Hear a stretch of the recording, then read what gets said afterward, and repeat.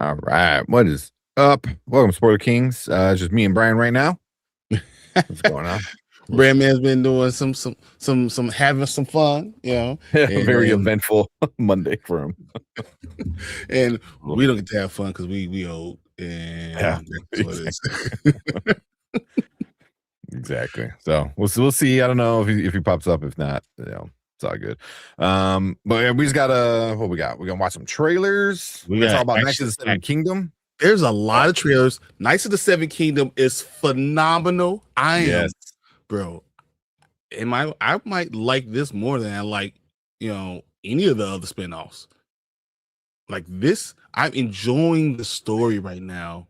Yeah, a lot, and that's saying a lot right there. Mm-hmm.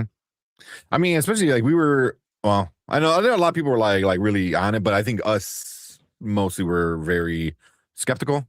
Mm-hmm. We're like, I don't know, we'll see. Give it a shot. But this episode was really good, and it was like just a setup episode, but it built the tension. So we'll get into that for sure. We'll get into that because it's gonna be fun. You're right. Not much happened, but it seemed like a lot was going on, and I was totally enthralled in it. And then it ended, and I was like, "Damn it!" Yeah, because there's episodes where like nothing happens, but then there's episodes that builds it, and it builds it in a way where you feel the tension going. You're like, "Oh man, shit's gonna go down. Like it's gonna be bad." And they did it in a really good way. So yeah, we're definitely talking about that for sure tonight. Oh, I cannot wait. Then we got a bunch of trailers from Super Bowl. Obviously, we'll probably talk a little bit because I got some opinions about the trailers overall, or not trailers, but commercials overall. Commercials, honestly, I thought maybe 2 or 3 are good, and besides that, I was like, eh. And you know what? The hate that Bad Bunny was getting from the certain amount of people that don't understand is crazy, and it was phenomenal. And the shit that he was doing, look, the stuff that was on the board, on the jumbotron, the people, the idea of what he was saying. When you talking about the grid, and you saw dude, it was so phenomenal. And then people that don't even understand, I think we've talked about this before, but Puerto Rico's America. What the hell is wrong with you? Like what are we talking about? It is literally America. They're literally American citizens. Yeah, dude, it was awesome. It was a really, really fun show.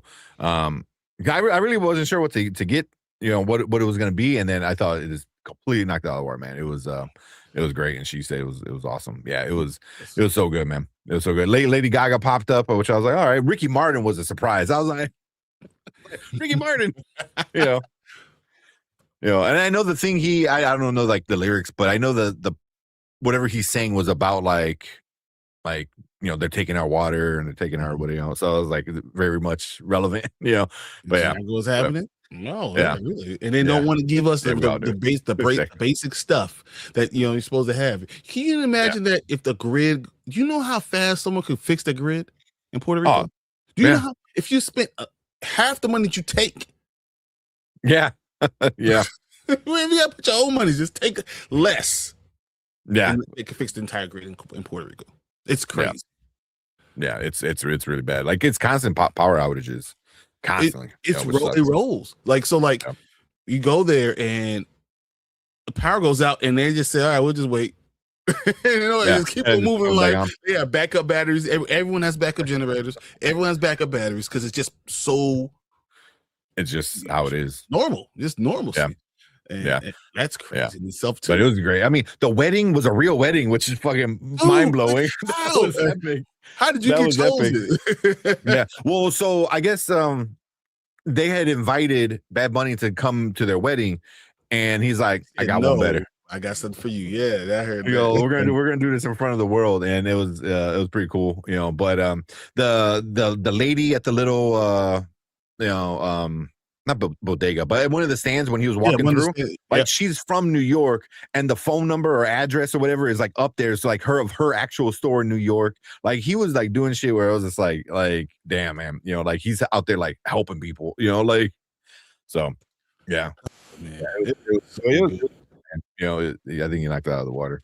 It was a lot of fun. And he showed the diaspora of what it is to be Hispanic. Like it's everybody. It wasn't just like light. It wasn't just dark. It was everybody. Everything. It's to be Puerto Rican. Fuck, man, that was so good. It was so good. Yeah, yeah. It was good. And then I know, like, as they were walking out, there's videos of them like literally taking the concert outside. You know what I mean? Like all the musicians were playing like outside and, you know, playing the bongos and the trumpet or you know, trombones and all that stuff. I'm like, oh, that's cool. So they're out there like still like, you know, keeping the party going. But they were loving it. I didn't even know those little trees were people. Yeah. Wait, I'm like, that's crazy because like I remember like when it's like a cut, it's like, oh, come back for, you know, the Bad Bunny halftime show, and then they're all kind of getting there. I'm like, are those people? I'm like, that's stupid, you know. But I guess that's the easiest way to move things around. You know, is just dress up as a tree, you know, and then people want to be move. Change the way it looks at right away. Man, no, it was just phenomenal. Even though I was surprised when Lady Gaga was singing that Bruno Mars didn't jump out. Because Bruno Mars is always in every halftime show. He's been like in 4 of them, so just assume that he was just gonna be. He was just a mainstay, no matter what. The Bruno Mars is gonna be there. Yeah. Even we were watching. Erica's like, she goes, "Was that Pedro Pascal and Cardi B?" And I'm like, why would they be there? And it was them. Jessica Alba was there. What you think about anyone who is a Puerto Rican descent? They are. I mean, Jessica Alba is like not as much Hispanic as I am, so I was like relax there. But yeah. Well, I mean, descent. Come on. I mean, legit. I think she is as much Hispanic as I am. I don't have any Puerto Rican, but I think she's quarter Puerto Rican. I think that's what it was. Yeah. And I'm like a quarter Mexican, so Rosie Perez. You're right. That would be good. But yeah, it was an awesome show. It was an awesome show. Everything about it was a lot of fun. My kids were like, the whole time. So my older son, you know, because he's like 3.5-ish now, and you just hear him Bad Bunny. And I know he knows the music because Erica plays it, but I think he was waiting and he's like, "Oh, Bunny's gonna pop up. Where's Bunny? You know, Rabbit?" Because he kept saying, "Oh, Rabbit." I'm like, "Yeah, Bad Bunny." And then so Erica had to explain to him like, "Hey, it's a man, it's a person." So when he popped up, he goes, "Well, it's a man. It's a man." He's like, "Rabbit." He's like, "Well, rabbit." He was like waiting for a rabbit because if anybody has kids, a really good way for kids to learn Spanish, there's on YouTube called Cantitos. Right? It's cartoons and they do English and Spanish, and there's a bunny, and Erica always said like, "Oh, that's Bad Bunny." They legit turned it into Bad Bunny. So now there's like the bunny is Bad Bunny now. There's a Selena, you know, there's like I think Celia Cruz, I think she said or something like that. I'm like, that's crazy. That it took like actual like, you know, Latino artists and put them in this cartoon for Spanish. It makes sense. It mixes things together so you can grow up and understand it. Yeah. But so Bad Bunny is in it now. it's awesome. I was like, what? And Erica's like, I said that joke and they made it real. So she was kind of mad. She gotta get paid off of that. She just said patent pending.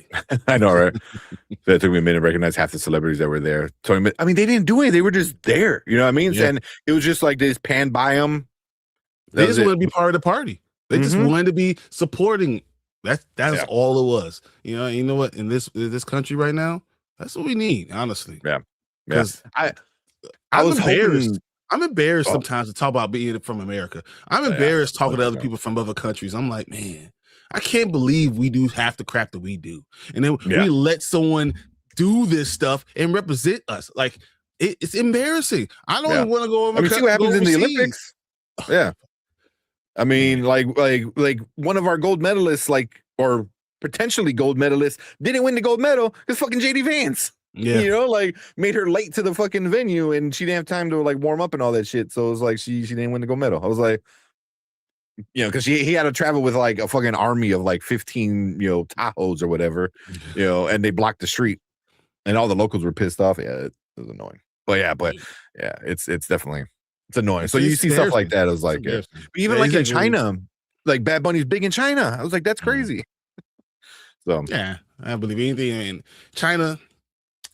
What hits and misses is crazy. So yeah, I just leave it alone. Well, I think China is starting to find out, especially after like Coco, that China and a lot of like Hispanic traditions kind of go hand in hand, you know, the way they respect their dead and this and that, and the music, and you know, so it's like, so like I think now like they're starting to look more at like, you know, Latino countries and being like, oh, that's cool, because like Coco, they did not expect Coco to be that big in China, you know, like it was huge, you know, for a Disney movie in China, where they were just like, we didn't think it was gonna make any money in China because it's about, you know, Mexican heritage, and it blew up in China, you know, because they're like, yo, you respect your dead? We do too. It's like, oh, look, all the similarities. It's just weird. China's very weird. The whole government's very weird. So you don't know what's going to pop off or what they're going to allow. So. Yeah. I said, do you think there were a lot of tone deaf people reacting to Bad Bunny's performance? I mean, the ones you knew, I think, were complaining. You know, people are going to say, well, speak the English, you know, and I think him making a sort of effort to make sure nothing was in English for that point, and I think kind of drove home the point. Yeah. And that was phenomenal in itself too. Yeah. Yeah. Because even I think he was asked something like last week about like, oh, everything's in, you know, or English is not my first language, but neither is America. You know, neither is America. You know, America's first language isn't English either. So 100%. That was funny. Yeah. It's funny because they try to everyone tries to redo history or try to, come on, man. It's not what it is. Dora's awesome. Dora like got a lot of kids speaking Spanish. Dora got my kids. Yeah, like we took, you know, taking Spanish classes. You know, next door, my next door neighbors are Mexican, and you know they go to their houses, and for the last three years they go to their house and they come back knowing more and more and more and more because the mom only speaks Spanish. You know, dad doesn't. You know, they speak mixed because the kids. Talk to the parents, but they still speak whatever, and the dad only speaks English, so it's weird. It's just very, but it helps and helps to understand words, and then so now I'm around and I understand something, they understand stuff too. I'm like, oh shoot, that's kind of cool, and they actually speak Spanish all the way, so it doesn't matter. Oh, really? I didn't know. That's awesome. Yeah. Are you guys gonna start from the beginning? I don't know, man, because we come in so late and chat's talking. No, I think it's more important for us to go ahead and just kind of go with this, and then hit some of these trailers and all the other stuff too. Yeah, if there's something you want us to read, Collector, just copy and paste it or just rewrite it. You know. Yeah. But yeah, we'll just kind of go through and see who's in chat real quick and then get going. So, excuse me. But yeah, who we got in here? I wish we need like a list. I wish I had a list of. I can tell you, we know we got Fernando, we not Collector, we know we got Mama Bear, we know we got Tony. Yeah. Sully just came in the building right now, you know. Yeah. You got Sheed. I know I saw Sheed. I think I saw Ace earlier. Yeah, I saw Ace pop up. Viewer Drew popped in here talking about his new Ghost Rider short film on his channel. So check that out. Oh, that's cool. Oh. Yep. I was just asking for more stuff. I know Sully was in here beginning. I remember he was the first person that put it in. Yeah, reading all the comic books. This is like my third time reading the story. Yeah. Oh man, there you go. Yeah, do you see that? Sent my unboxing video of 4K Excalibur. Nice. I did not see that. I gotta check that out because Excalibur is one of my all-time favorite films. Yeah, it's surprising me too because usually I see most of your stuff. I didn't see that. I don't know. Yeah, let me check that out because I think I'm getting the same box set, 4K box set. It didn't come in though yet, so but that's awesome. That's awesome. Hey, we got Tamika just coming in. We got Lawrence coming in. Lawrence, what's up? Yeah. But yeah, we're probably gonna just kind of jump right into all the trailers. We got what, like 4 or 5 trailers? There's like 5 trailers. So I want to get the first 2 done. Let's talk Knight of the Seven Kingdoms. Do the next 2. Then we can talk whatever else we're gonna talk about, and then get in there. You know, because I just wanted us to all talk about this and see what you did like, what you didn't like. I mean, some of these trailers, the commercials were very underwhelming. I'll say that. I was, man. So just besides the trailers, which a lot of the trailers were kind of like too, but most of the commercials were all, yeah, one was, yeah, we'll watch that. But a lot of the trailer or commercials I felt were, hey, support AI. I was like, no, you know. And then the dog one, I was just like, come on, man, you're just literally saying like, hey, we're gonna get all your info on Ring, and then you know we're gonna help find a dog. So now we're gonna just use you. Yeah, we're gonna use all your information that's on there. That's not supposed to be public knowledge. It's supposed to be your information, but we're gonna help find a dog. Yeah, you know, that's just literally fucking like government surveillance, because they already said they give all that shit to police and ICE and all that stuff. You know, they already said that. So now they just made a trailer to make it seem like, yeah, look how cool it is. Yeah, you know, so there was that. There was a lot of AI shit, a lot of crypto, and that's what I felt all it was, man. You know, even the old nostalgia kind of like, hey, look, we got Backstreet Boys and you like Jurassic Park, you know, it's like all of it is just AI, man. And I was just like, fuck, man, this is what it's turned into, just all AI slop. That's bad. Yeah, bleep AI. Exactly. So I will say this. I do recognize that ChatGPT is changing people's lives, and it really is changing their lives for more convenience. Yeah, but it's also going to take a lot of people's jobs away slowly, and it's going to take away people's like freedom. So knowledge is no longer going to be free. I mean, you're going to be able to do so much more with this AI, to the point where we don't even need to have a spoiler king show. You could AI our entire show. You could type it in, seriously. They'll figure it all out, and they'll do it. I mean, they can't AI me because I don't know what I'm gonna say half the time. So let AI. This goes on like a 10-hour rant of T'Challa. Exactly. You know, but yeah, just it's you know, like I get the convenience of AI, but yeah, it's just it's too much. This is too much, you know. Yeah. Said I apologize. I saw them on Anzo's channel. You guys watch Super Bowl. Yeah, because I know he's watching trailers and stuff over there too. Yeah. But yeah, like she said, they were just dry overall, like nothing really cool. You know, like the one that I thought that was the most interesting was the Epstein victims trailer, because that was damn. There was a couple of damn moments, but you know what? I just felt like, I don't know. I didn't feel like it was celebrating the Super Bowl. It wasn't celebrating like fun either. It was so, you know, AI. It was very negative, a lot of stuff too, and it just was so much of the government trying to push you in a certain direction for certain things. That's why it felt like almost like we talk about how other countries, oh, this is the free land of free, home of the brave. It seemed like they were trying to change a lot of that stuff and give us a lot of not free stuff, like things that are going to kind of take your name, image, and likeness and use it for them for their own good, and try to tell you it's good. Yeah, it's good for you. Yeah. Most it's just, yeah. It's so annoying. I don't want to get too much into like the weeds with it all, but it sucks, man. Yeah, it is what it is right now. That's what I'm saying. It is what it is. Yeah. I mean, it's kind of, you know, but that's what they're doing. They're trying to set you up for other stuff, you know, they're like, oh yeah, use AI. I was like, I don't want to use AI, you know, but like, oh, but it's helpful. I was like, before AI, what was it? It couldn't even spell a word. I forgot what word.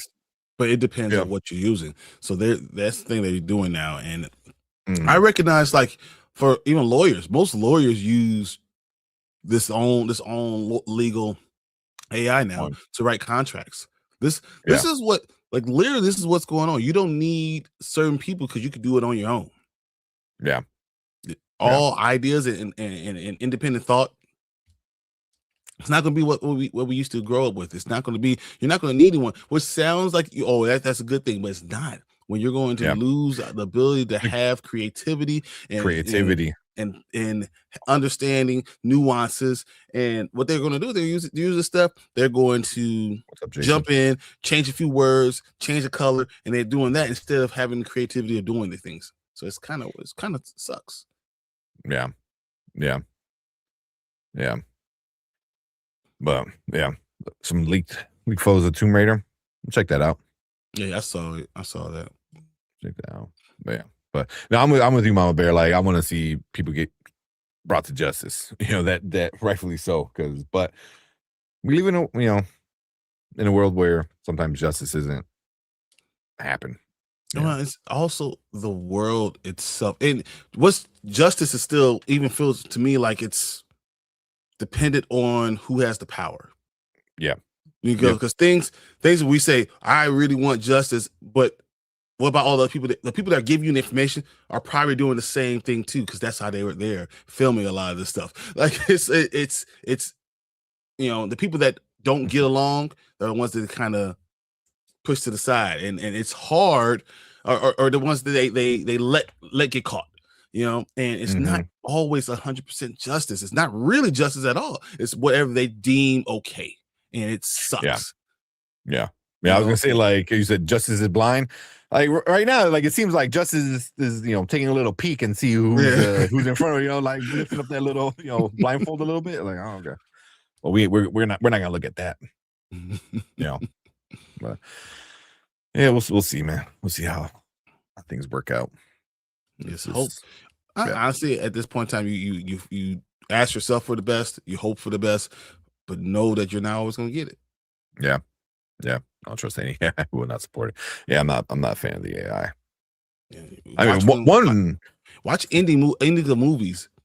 AI do start doing indies of movies. Oh yeah. I mean, look, Secret Invasion, the intro, all the intro was AI made. Yeah. Yeah. There's this, it's wild. But I mean, even for me, there's a data center not that far from me. Like maybe another 2 towns over or so, or one or 2 towns over. And it's not a big one, but it sucks, man, because my electric bill is even higher now because of it. Because they're not going to pay for the electric bill. That shit gets subsidized and taxpayers pay for it. So, yeah. Right now we pay 60 cents per megahertz, whatever. We pay about 16 cents right now at home. By the year 2029, we're talking about we're going to be paying 20. By the time 2035, you're going to be paying 35 cents, which is ridiculous. That's crazy. Yeah. Well, I know like you went solar, but so many people like refuse to like think solar. So yeah. Let's get this party started. You're right. Let's go. Exactly. Thank you, Mama Bear. Hey, Mama Bear. All right, let's check out. So we got 3 trailers lined up and 2 more coming in, and then at some point we'll talk about Knight of the Seven Kingdoms, because we got to talk about that one. Dude, it is phenomenal. That was good. That was good. So. I didn't get to see any movies this weekend. I mean, it's just hard for me to get out of the house in general, which sucks. So did you see anything? Because I know you've been super busy with work. I've been working. Yeah, I was working right before we got out here. So, but I am so excited about Cross starting on Saturday. Yeah, and then was it Saturday? Yeah, nice. And then Paradise the next Saturday. So we're gonna have a lot of good TV shows. Stuff. Yeah, it's the beginning of the TV show resurgence, because we're about to have some phenomenal stuff. Because in the next week we got more stuff, and then the next week we got more stuff. It's crazy. Yeah, we're definitely gonna talk about Knight of the Seven Kingdoms. But cool. We'll just go down this list here. So we got the Project Hail Mary, we got Minions, we got the I guess it was a Mandalorian trailer. We got that Once Upon a Time in Hollywood spinoff. Yep. What's the other one? There's another one. I mean, the Scream one was pretty good too. I mean, honestly, I don't even remember seeing the Scream one.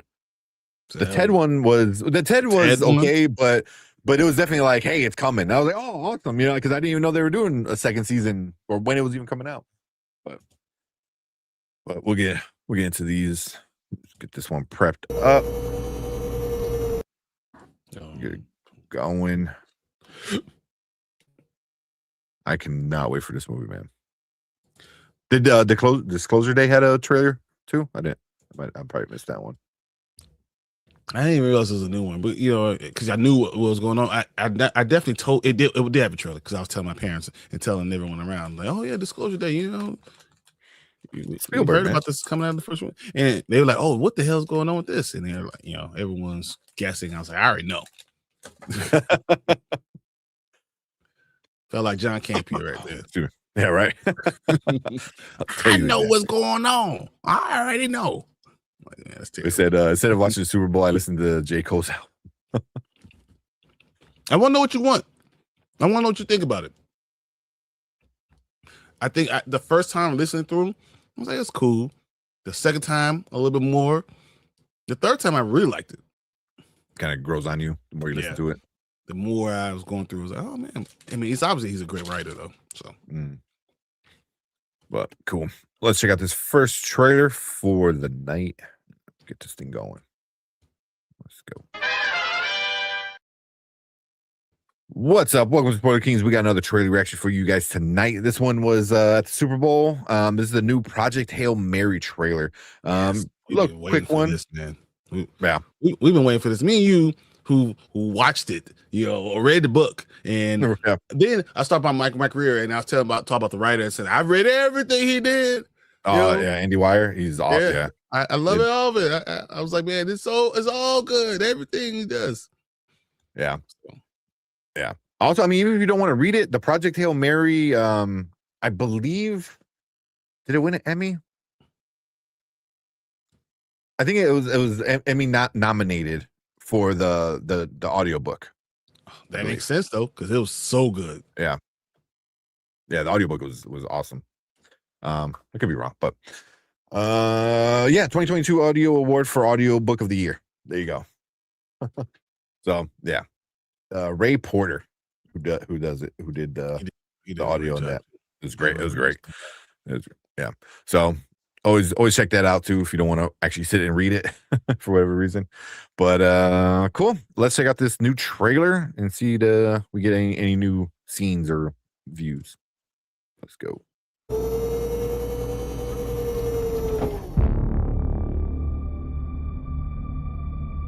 I understand that you think I'm the right person for this mission.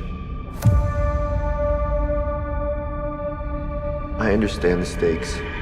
Object approaching.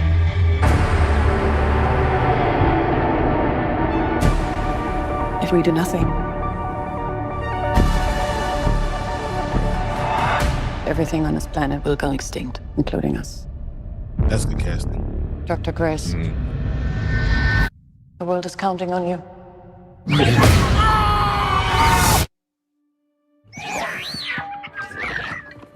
No, I'm sorry.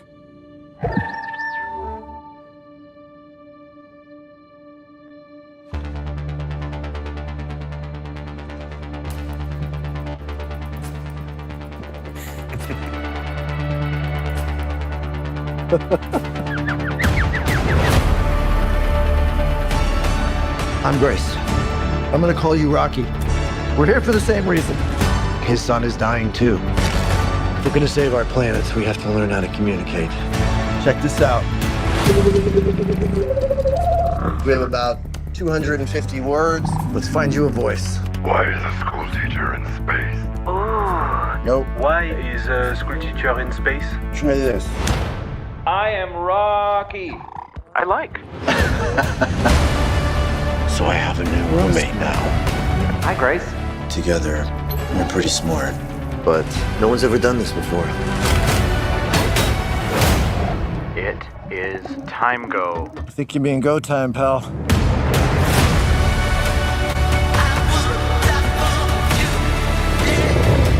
There are infinite possibilities for this to go wrong. This ship wasn't built for this. Now! If Grace Rocky saves stars, we can go home. I think this is a one-way trip for me.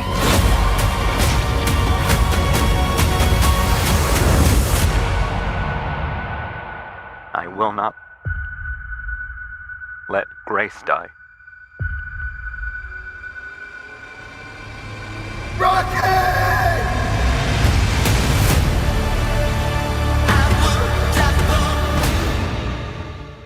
Damn. That was a good extra. Bro, you had me at hello. Yeah. And I hope they don't change anything. Mm-hmm. The more I think about it, I worry about that a little bit. Yeah. I mean, from the trailer, excuse me, like swallow wrong. From the trailer, it doesn't look like much changed, you know. In my mind, when I heard him, I heard Rocky speak, it was more tones, like a little bit like keyboards and like more melodic tone. But that's literally just detail from me, because that's what I imagined hearing when I was going through it. Yeah. I hope the also ending visually, is I thought he looked different. Yeah, me too. Yeah. And this character play pace was a little bit different. How it's underneath, and I was thinking of more of a not just rocks, a moving rock, but more of a grill or a heater, one of those electric heaters, like the gas heater, something like that. Because things smoking out, and in my mind it was a little bit different. But sometimes I just want to enjoy a good movie. A good, and whatever you could change some things that doesn't be exactly the same, but if it embodied the spirit of what I want it to be, that's all I really want. Yeah. But like you were saying, like the ending, I don't think they spoiled really much or any of the ending, which is good, because they already spoiled Rocky, which kind of sucks, But I mean, I get it. In the trailer, it's just like, man, like, because in the book, when you're like, wait, there's a effing alien, like what, and then that whole thing is like, it was dark and you were weird, and you see this you're just like weird spaceship out, because you couldn't even tell what it was from far away, and as it got closer, oh my god. Yeah. So I get it. I mean, it's a big part of the book, of the story. So it does suck that one of the biggest surprises in the book is spoiled in the trailers, but it doesn't really talk about the ending. And I love the ending. Like, I loved it. So, but overall, man, that looks so good. That visually looks amazing. It just, oh man. And I'm not the biggest fan of Ryan Gosling, but whenever he's in a movie, you just like him. I like anytime he's in a movie, like, it's just a good movie. And I'm sure there's some bad ones that I'm not thinking of, but whether it be a rom-com, like action, now that he's doing like sci-fi, like, the dude is just good, like, like, he's still not my first choice. Colin Hanks would have been my first choice. I agree with that. But because he just seems to be the same character, but I could deal with it. Yeah. This is gonna be a really good one. It's really good one. Again, if you like The Martian, I think this would be exactly what you want. Exactly. Yeah. And I think even more sci-fi than The Martian. The Martian was more based on like what if this was real kind of thing. So there's a lot of like real world science plus a little of the sci-fi stuff. This is like, it's very sci-fi, but it has a lot of physics in it too. Yeah, it's very specific. Like that physics is right on. Like you can go do the math of it, and it makes perfect sense. And like Interstellar, like, so it's like, I feel like if you like those kind of movies, like this is definitely gonna be one for you. Yeah, this is gonna be good. 100%. I'm see this in IMAX and Dolby or whatever. Like, I'll see it multiple times. Like, probably. I'm going to walk out of the theater. I'm going to order it on Steelbook. I won't care what it. 100%. Yes, I thought it was the 16th, 20th.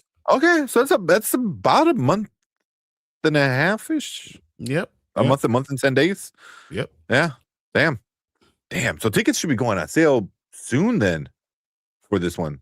I know Collector said there's like early fan screen or early screenings with Fandango.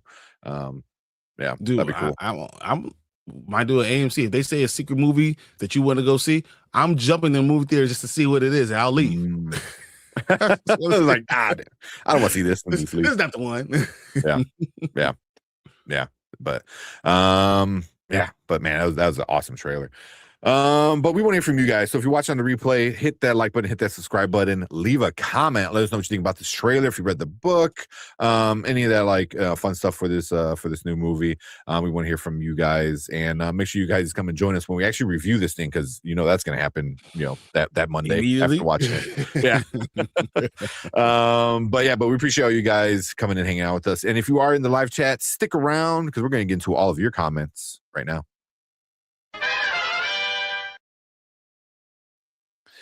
Oh man, that was awesome fucking trip. Awesome trip. I would want to tell everybody you really should read the book. And if you don't want to read the book, because I have the book and I have the audiobook, and the audiobook might have been even more enjoyable than the actual book. Because there is a lot of technical stuff, and hearing someone else kind of go through the technical stuff, it's like a lit RPG. And lit part RPG is actually better to hear someone read it to you, because you're hearing game stats, you're hearing things like that, and it's hard reading through it when it's a chart. And when someone reads through it, you can enjoy it a little bit more, and you can understand where they're coming from.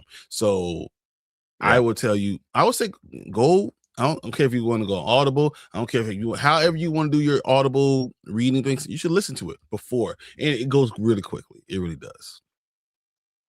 Yeah. I want to show this real quick, because when I first saw this, excuse me, sorry, I'm like burpy, man. There we go. Because when I went to go see Elio, right, there's a bunch of aliens in it, and there's a rock character, and me and Erica looked at each other like for us, like that's kind of how Rocky looked, kind of in our head a little bit, Okay. So I thought it was like, oh, it's cool. And then his like in the movie, I think is like some of the little things pop out, and he gives them like little arms. So, but I was like, oh shit, it's like kind of how I pictured Rocky, but with more legs. So I envision him not to have eyes, because he doesn't see in the light, same in the dark. So no eyes. Carapace. I thought that. So it's like, because his breathing is like a heater, one of those like electric heaters, right? So it's because when he comes into our things, it's so cold that it's it gets soot in the cell. So I'm thinking of things like that. I didn't see any of that on that, because that was a very important part, getting the soot off of certain parts. So I don't know how they're going to bring that in, but maybe they don't. Maybe they should do something different. So just see. Yeah. Well, I like what Tony said. What if they choose John Bernthal for Project Hail Mary? Then he's gonna kill everybody. Everyone dies. I mean, John Bernthal is a great actor. I don't see nerdy, when I see John Bernthal. I don't really see nerd stuff right now. Even when we do, I think when we said he's a Hollywood nerd, that was the best way to do it. It's like, yeah, you're not like Colin Hanks would have been perfect, like you said, because he's got the look, he's got the acting chops, everything like that. He doesn't have the name yet, Hanks, but yeah, but it's not. You're like, Colin. Wait, is that the Jumanji one, or is that the fake Jamaican one? Oh my god. Yeah. So, but I mean, everyone knows Ryan Gosling. Yeah, which I understand. If it helps the movie, then I'm all for it. And Ryan Gosling is not a bad actor at all. I think it's going to go well. It's going to go fine. Yeah, exactly. Oh, excuse me. I know, Collector. This trailer was the best trailer. It was good. Fernando saying he liked it. Yeah, the audiobook was amazing. It really is. Yeah, I love the Prince reference song. Oh yeah. Lauren saying Disclosure Day was probably the best movie trailer and Project Hail Mary. Okay, we'll remember Disclosure Day, because I'm about to pull it up right now, because I think we want to watch that right now. But tell my parents. Not familiar with the story. If you want to read it, I definitely recommend reading it. I think Brandon is reading it now too, because I saw him like post it, so he's trying to read it. But if you're not into it, and you just go into the movie, I think you're gonna enjoy it, especially if you like the sci-fi kind of stuff, and like we said, Martian, Interstellar kind of stuff. Like this definitely yeah, you're gonna be at the edge of your seat like for most of the time. No, yeah. When I say it's phenomenal, I mean it is phenomenal. Really is. Oh, Let's see, was I laggy or was Brian laggy? Perks, Oh, I'm doing man. I'm trying to download something right now. Oh, bring it. Oh, okay, yeah, that makes sense. So I'm hesitant about it. Doesn't grab me, and immediately Ryan Gosling does nothing for me. I get it, like, you know, like, because like I said, Ryan Gosling isn't my first choice for a lot of things, but most movies he's in, I'm like, damn, this is a good ass movie, man. And I don't know if it's because of him or if he just got like a great agent. You know what I mean? The dude has got like stupid luck. I mean, you're married to like one of the hottest women like ever with freaking Eva Mendes, and then you just get in like all these great movies. You know what I mean? Like, you know, bro. You know, I mean, he started off as Mickey Mouse Club, dude. You know, He's winning. So, It's right now. He's winning. He's winning. Like if life was a game, we'll all be losing. He's winning. That's all I'm saying. People hate the Notebook, right? Yeah, but people also like, I'm looking love at the damn Notebook. Well, people love it. It's one of those, you know, romantic kind of. I don't hate it. You know, quote unquote chick flick kind of movies. I don't hate it at all. It's fine, you know. Because I'm looking at his movies. Gray Man wasn't the best. You know, First Man wasn't the best, but they weren't like bad. You know, but then he comes in with like The Big Short, Lars and the Real Girl, which was epic. You know, he was in Remember the Titans, Crazy Stupid Love. You know, Drive. I could not fucking stop watching Drive. It was just, and he says like what 5 words in the movie. He barely. I think it was 18 words in the entire movie. It's crazy. Yeah, he barely talks. And it was like, I still want that jacket with the scorpion on it. Like the dude, just a badass in that one. You know, I like Barbie. La La Land was another good one. You know, Blade Runner. 2049. I didn't care for La La Land. But it's not my cup of tea, but yeah, it had nothing to do with Ryan Gosling.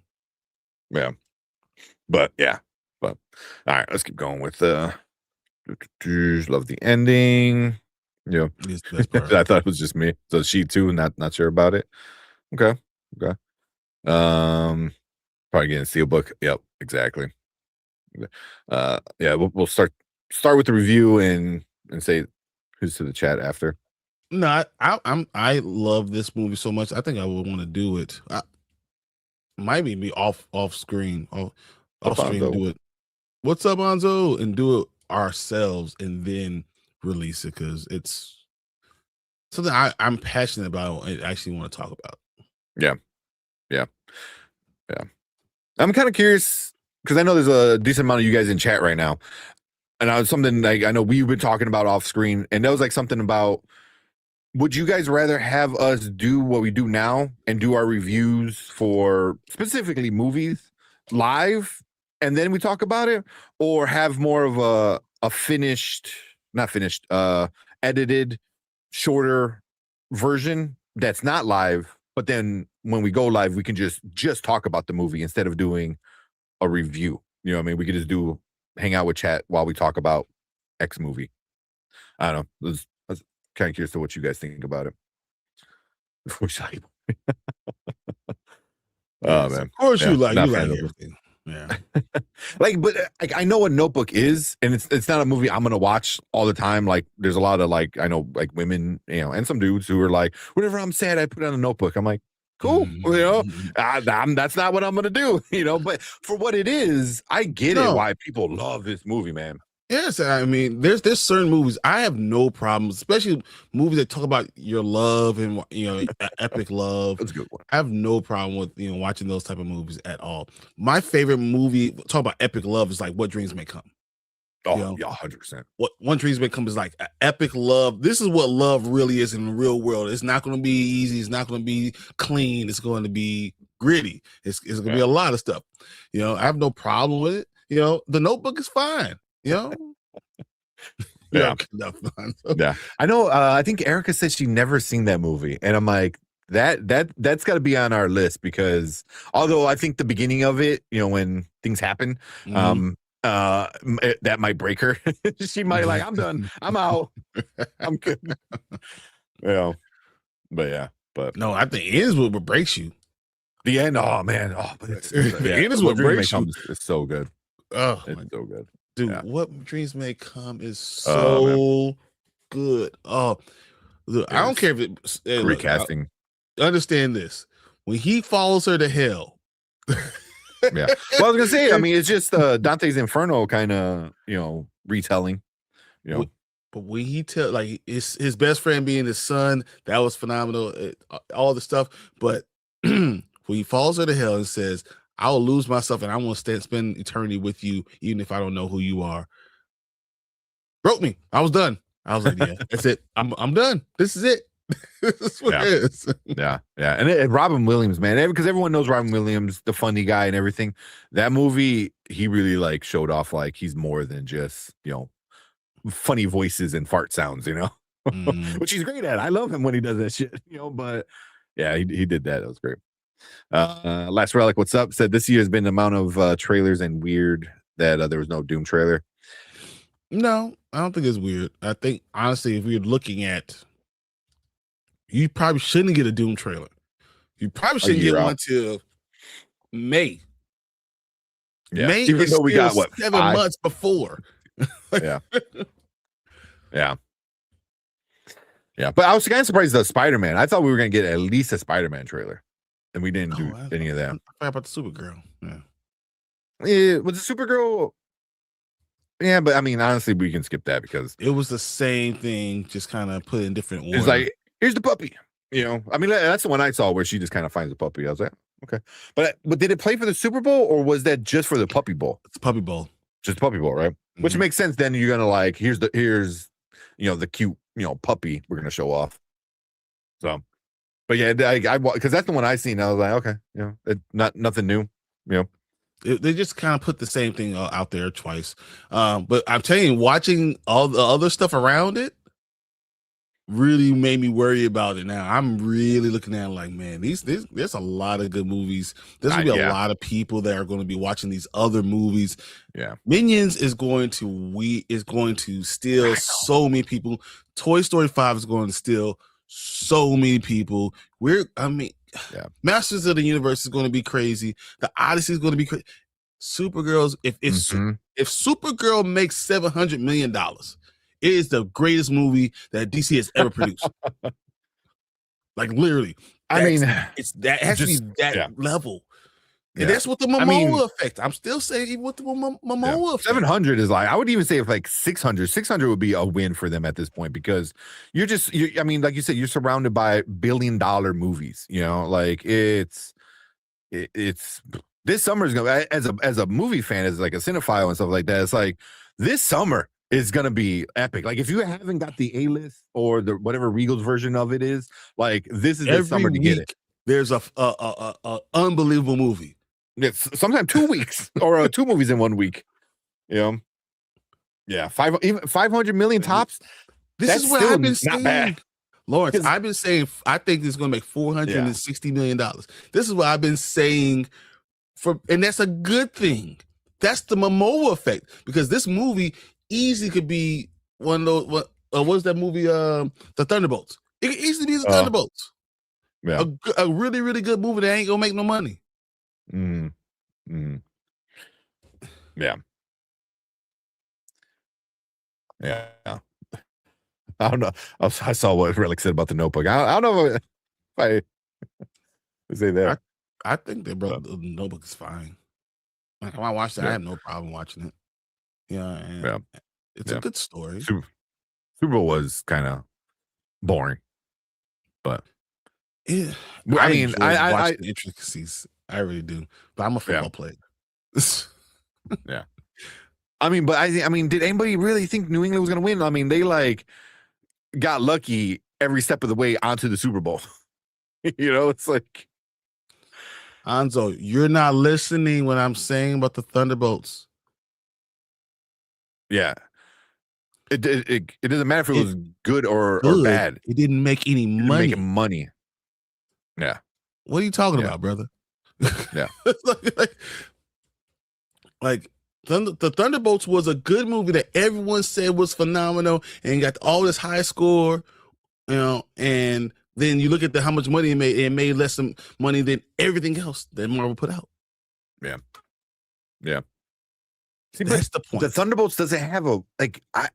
I'm still trying to like pick my brain on like why. Is it just because people are kind of over it, or there was not a big name on it? You know, no, he thinks you think everything's bad, man. So whatever. Yeah, right. Yeah, I mean, it was a good movie. It just didn't make any money. You know, I mean, it's not the best like Marvel movie ever. You know, I thought it was just. So my opinion was it was just okay. I thought Brave New World was better. Everyone thought the Thunderbolts was really, really great, and I think it was put together well. I just didn't care about any of the characters. Yeah, you can't compare it to certain things. But one of the worst. Damn, it is not one of the worst. It was. I would say it was one of the more different ones. I would say that for sure, because it didn't focus on like a hero origin or anything. It focused more on like, all right, what if these people are burnt out, and sometimes you don't really give a shit, that's like saying like when a celebrity is like, oh, I'm really going through it. You're like, oh yeah, with your mansion and $1 billion, but they're people too, you know what I mean? Like it's different going through it than are going through it. Don't get me wrong, but like it's the same thing with these like superheroes. Like they're going through it. They got some mental dilemmas and mental problems they got to go through. And that's why that one was so different. My problem was I didn't think they were very superheroes. I didn't really give two craps about any of them. Yeah. Well, but I think you needed it to make it not superheroes to allow that more humanity of depression and grief of loss and stuff like that, because if you would have had like somebody like Hulk in there, it would have been like someone like the Eternals, brother. It's not the Eternals, man. Yeah. It's not the Eternals. Yeah but even the Eternals was something very different. Love and Thunder just sucked because it was trying to be goofy. Yeah. So if you're ranking all the Marvel movies, where they have number 37, they have Ant-Man and Wasp: Quantumania, 37. 36, they have Eternals, right? 35, they have Captain America: Brave New World, which that's too low. That's too low. The fact that the next one up is the Marvels is, I want to say F you to everybody that's on this damn list. That's crazy. Because I see like, too, come on, bro. Yeah, that movie don't belong. Because like Last Relic saying Thunderbolt writing was a mess. I don't think so. I think it was very cohesive and well put together. I think one of the big issues with Brave New World was that was a mess because they kept on changing Frankenstein in it. Oh, we're gonna put this in there. Oh, now we're gonna put this in there. It was like we're gonna put all of the Hulk villains in it, but not have the Hulk in it. So that was kind of the changing stuff because they didn't like the story the way the story was going. Yeah, exactly. You don't run this show, Collector. You don't run this show. The Marvels was better than the Thunderbolts. Yeah, you like the dance scene? I want to put him in timeout. I need a timeout. We need to put him in. Look, we need to have a video of a timeout chair and just say, "Go sit in it." Guts will return in Avengers Doomsday. I don't even know what that means. But everyone else is, might as well. I saw Blank Man's going to return. I saw that Cobra Commando will return. I saw that. Blank Man. I like that one. Oh, man, that's funny. Yeah. People go to movies for an escape and one joy. Yeah. I mean, and I get why some people don't like it. But some people also like the realism of a lot of things too, which is always weird, very weird. You want to go to a superhero movie and get realism? I think that's always very strange to me. Yeah. I get depression every other day, so it's hard, Yeah, but, it is what it is. It is what it is. So Danny says Thunderbolts is the worst Marvel movie ever. Oh man. You guys are crazy. And you say Danny's who has the worst takes on in YouTube, and you're following it. Yeah, it's your fault. Well, I'm not gonna break it down right now, but I mean, the whole foundation is Yelena. I mean, it's her movie, with everyone else kind of there, and they're kind of building a team. But I mean, it's her movie. I have no problem with the Thunderbolts. I don't think it's the greatest movie ever. I think movies are problematic when you don't have. That's a how good he's villain. wrong. Yeah, it sucks. Like the Batman. It's weird because I don't love the Batman, but I recognize it's a good movie. The problem I have with Anzo when he says The Dark Knight, that's when I say you're crazy, you're nuts. I don't understand anything. I don't understand what you're saying. When he says The Dark Knight is a terrible movie, I'm like, you know what, bro? That's when all the chat goes against you, man. Not watching anything with more Carol Danvers unless it has Rogue in it. I understand that. Hopefully, maybe we get that soon. Yeah. Oh my god. I mean, Anzo, all right. Last Relic and Anzo. I think they must be the same person. It's just like one person, two accounts because you guys have the same exact takes on it. No, still have to finish the Batman. I get that because there's like 5 different. Yeah, exactly. How many endings you gonna have? So like, I want to say, if I was ranking, I think I did rank it right, and I said it. I probably gave it a later, but I gave it like, 6.5 or 7 out of 10, something like that. So I probably gave it a later, but it's not bad. It's not bad. I like the Batman a lot, but I had issues with it, but I don't like Batman Begins. People love that movie. I'm starting to find out more people are really like on Brandman's side, where more people are coming out like, oh, it's such a great movie. I was like, okay, yeah. I mean, if you like it, I love it. That's fine. The Dark Knight. Dark Knight is a phenomenal movie, but besides that, that's it.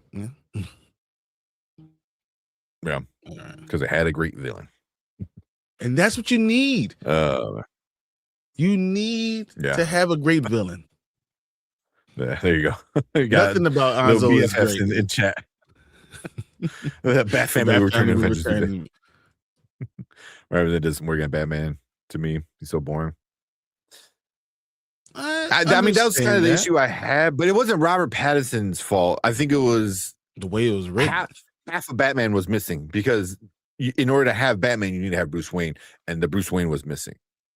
So I agree. Yeah.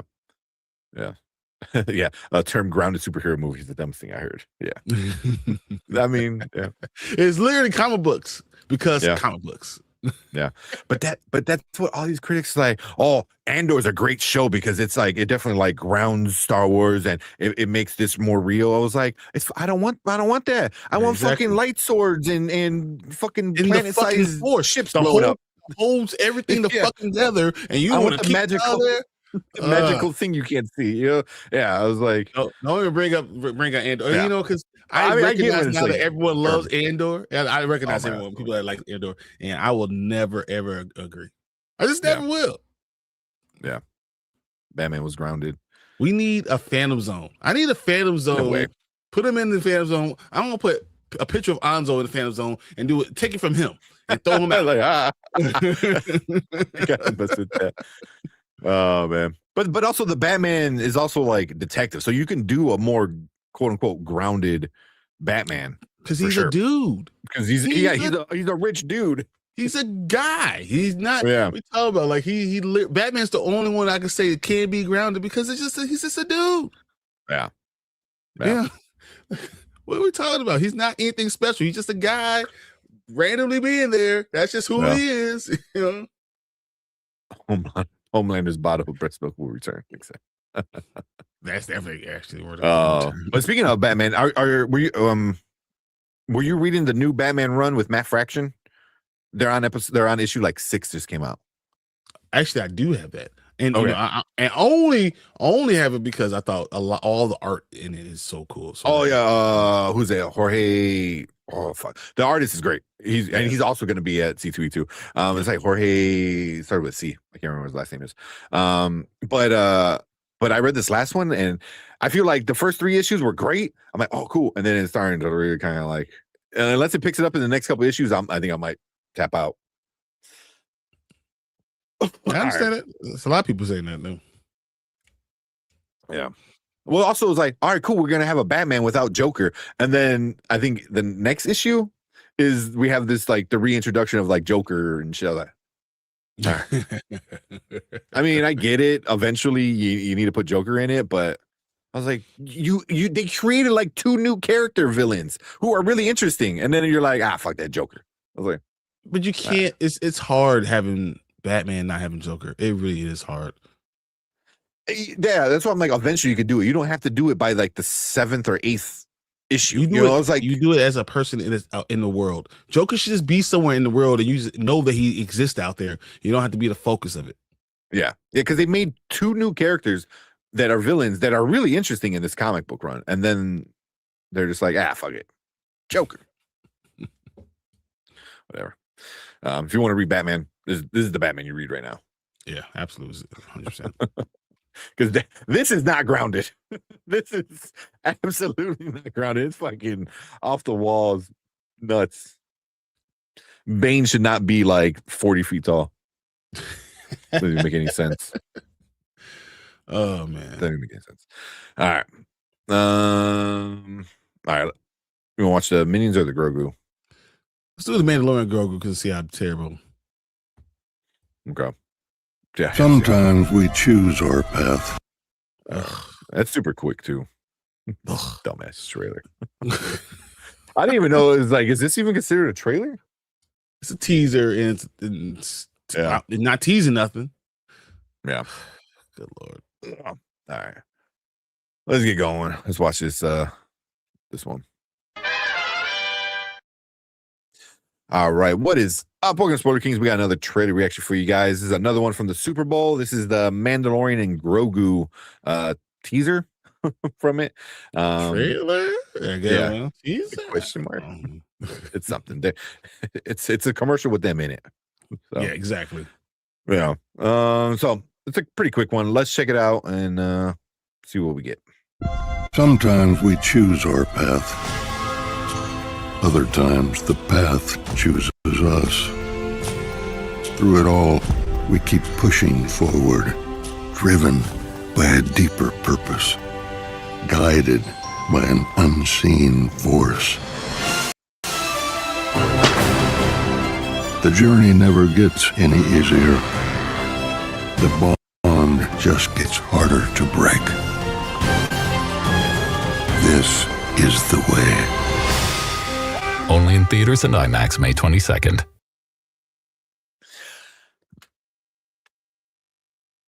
Okay. Is this even in the movie? I don't even know if this is even in the movie. I thought this was a joke. The first time I saw it, I literally thought it was a joke. I was like, so this is like a Coke commercial.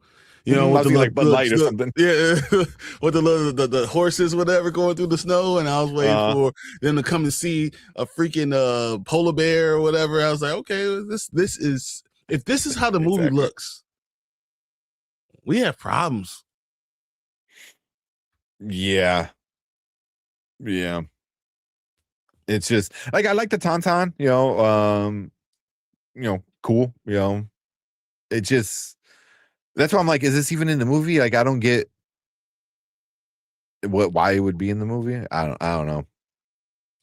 I don't know. I literally watched this trailer, and I was talking to my dad and talking to my uncle and my cousins, and said it makes me want to not see the movie. If the movie's like this is not what I want. And it's the exact opposite of what a trailer's supposed to do. The trailer's supposed to bring you in, draw you in, and make you want to enjoy seeing this movie. Oh, this is going to have some cool stuff in it. Everything about that looked terrible. The stop action, like it was just not good. And I don't know why the hell they even released it. Who saw this and said, yes, we should release it? Yeah, let's spend Super Bowl commercial money for this. Yeah. Because I thought, because the way that it was talking and the way it looked, I thought it was going to be like a collab with another thing. I thought Coors, like I was thinking beer. Which obviously doesn't make any sense because it's Disney. But Coke, like you said, you could have, definitely done a Coke thing. So I was expecting another half of this trailer of it, fucking insurance. I don't know, State Farm. I don't know. Like I was expecting something else, and it was just like, oh no, this is it. And I was like, oh man, that is disappointing. Yeah, I don't know what the hell I'm looking at. And May 22nd could come. I am way more excited to see Masters of the Universe than I am to see Star Wars, Mandalorian, and Grogu. At this point, yeah, 100%. And the trailer did it to me. The trailer did it. The Last Jedi, The Last Skywalker made $1 billion. I don't even know if I want to watch this now. Yeah. As much as I love 2/3 of the seasons, it just, I don't know. It just doesn't make any sense. It's just like, oh, don't forget Baby Yoda. It's like, cool. Yeah. I don't get me wrong. I don't know if I actually hate it. I didn't hate season 3. I think it just was underwhelming. Yeah, it was underwhelming. Good. And if this movie is anything like this trailer, yeah, I won't come on here and say it to everybody. Don't go see it. Yeah, it's gonna be sad. So, yeah, I don't know. This is not a fun trailer. Is this another nail? Is this another death nail for Star Wars? As Filoni takes over, especially this being a Filoni, project. Yeah. So I don't know. Not good. No, not a good trailer. One of the worst things I've seen. So plain and simple. Yeah. Awful. Yeah. Was this the worst movie trailer you've seen of the night? Easy. Not even close. Yeah. Agreed. It sucks. But because I love Star Wars. I always want Star Wars to do well, but you do shit like this. I was like, you can't show this to people. It's like, this should have been on Nickelodeon. If you're gonna do it like this, it should be on Nickelodeon from everyone else's eyes. Puppy Bowl. Put this on the Puppy Bowl. The Puppy Bowl thing. Right, right after the Supergirl trailer. Boom, done. Let all the kids, all the the parents are like, oh look, Baby Yoda's coming on the big screen. Like that's where this trailer belonged.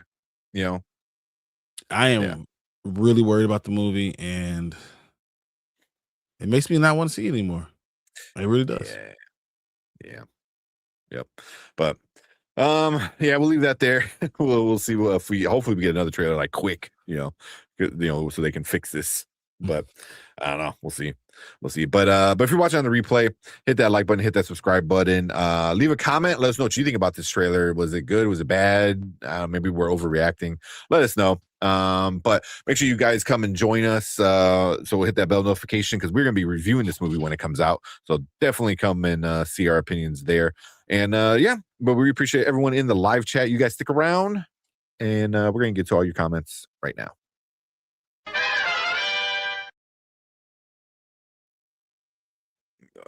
That there, and we got Akers. What's up, Akers? What up, Akers?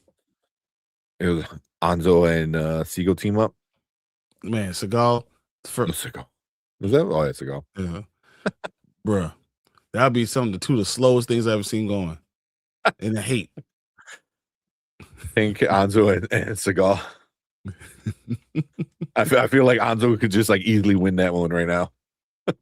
Might you just kick a crutch out and Seagal, like, I mean, you could just tip him over, and I feel like he'd be like a turtle who can't get up. It's like that's all right. Anzo, I talk about you, but I'll beat up Steven Seagal for you. And by doing that, I mean just actually hit him with a foot instead of him like, no, don't touch me. I'll kick him in the face. Let's see, Brian versus Chucky, the Running Man 2. 100%. No, a Chucky doll doesn't scare me as much. Like it'll be Brian versus like any other entity. Oh, I wish I had. There's in one of the Absolute Batman storylines, he's fighting the Black Mask, I believe, and he just punts like I think it's a kid who's in a black mask. He just punts this kid. It's like in an early issue. I think it's like 4 or something like that. But that's why I picture Brian with Chucky. Just picks him up and just I was gonna look at him. Just punts. Kick him as hard as I can. Knock him through the uprights. That's what's gonna happen. Yeah. Yeah. Oh, here we go. I found it like really quick. Yeah, it was like it's one of my favorite like things from the stupid thing. That's why I'm like, oh, I'm gonna like this this comic book because this Batman doesn't give a shit. There's gonna be Brian with Chucky if he ever fights Chucky. Exactly. Boom. Punch the shit out of this kid. Now, Oh, man. you're right. Annabelle, nah, bro, that's the running man. Because I am not playing with that. I don't care. It's just like Joker. Joker's in there talking about Annabelle, saying all this stuff, and you turn around, and she's like right there in your face. Nah, man, I'm good on her. I'm not messing with her. Yeah. I ain't going in the house anywhere near her. I'm not doing nothing. An Annabelle doll in my house, bro, never. We'll never make it in That's here. not happening. Oh man. Yeah. Shoot. Yeah. I showed that Oh, here we panel, go. man. That's a good one. It's like little Chucky trying to slash Brian. He just like wraps him up and just boom, just kicks him. That's what I imagine. There you go. Oh, my buddy. I got you. Funny stuff. Love my buddy. Yeah. Okay. Annabelle. Oh man. Where's that? What's this page? Snipes of this 1988. I don't want to be Blade. I want to be the Hulk. Is that okay? No. Oh yeah. There you go. So that's from the new one. That's the best part of that whole comic book issue. Like she's like is Joker and Annabelle. See how she's in his face, like he's doing all this stuff, and then she comes like right in his face, like right there. It's great. Does she though? That's the thing. Or did he do it? Did he move in her face? But she's the way she's looking, like right there. It's so funny. I love it, man. Yeah. He like breaks a coffee mug and gets up in her face. Like, I'll slice you. It's so stupid. Oh man. All right. Let's when he joined you on stream. I don't know what you're talking about. What are they talking about? Yeah. Wait a second. Yeah. Oh, you see those large, heavily armed men? They suspect you have. Did you pull that one up? That was I didn't do any of that. Oh okay. my God, that was me. I'm so sorry. I was standing here. I'm standing the whole time. Like, yeah. I was trying to click on my icon and it like shit. I'm so sorry. Bounce around. It's all good. All good. Mm-hmm. Oh man. All right. Shit. Yeah, exactly, Marbury. Please don't get us demonetized. I mean, granted, we don't make a lot of money, but the few bucks hey, comes in handy. As I said, we going to C2E2, right? How we gonna get there? Yep. We're going to C2E2 and Fan Expo. I got those tickets too. Yeah. Go with that. And I'm looking at getting us something. It'll be a surprise if we could go do something for Indianapolis. Oh, that'd be cool. Although with C2E2, I'm a little upset. What was it? Christopher Judge backed out. I'm like, you just announced him. And he backed out like last week, I think. Did they say why he backed out? No, I think they said emergency or something like that, but it's usually like something. It's so weird to have an emergency now. Yeah. I mean, it could be a scheduling conflict or something like that. Look at Lawrence coming in. Stream support. Man, we thank you, man. appreciate that so much, man. You guys don't have to do that, but we always appreciate it so 100%. Much. Oh man. Here, so we're talking about Star Wars and stuff. Play this. Do it. I just love that one. Do it.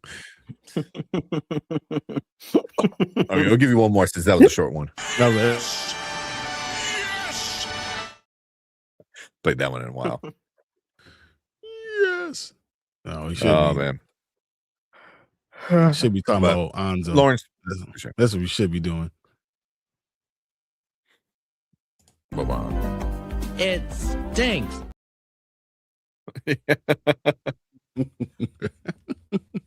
And now another version on the other side with the last relic. Yep. What do you think of that movie? It stinks. Yeah. Mom Bear, you are the best at that. Sometimes I really wish they'd bring back the critic. We got him. I literally do I literally do it every Saturday with the critic. It's the rewind. I'm literally with the critic every Saturday morning, and he's like, "It stinks," and that's exactly what it says.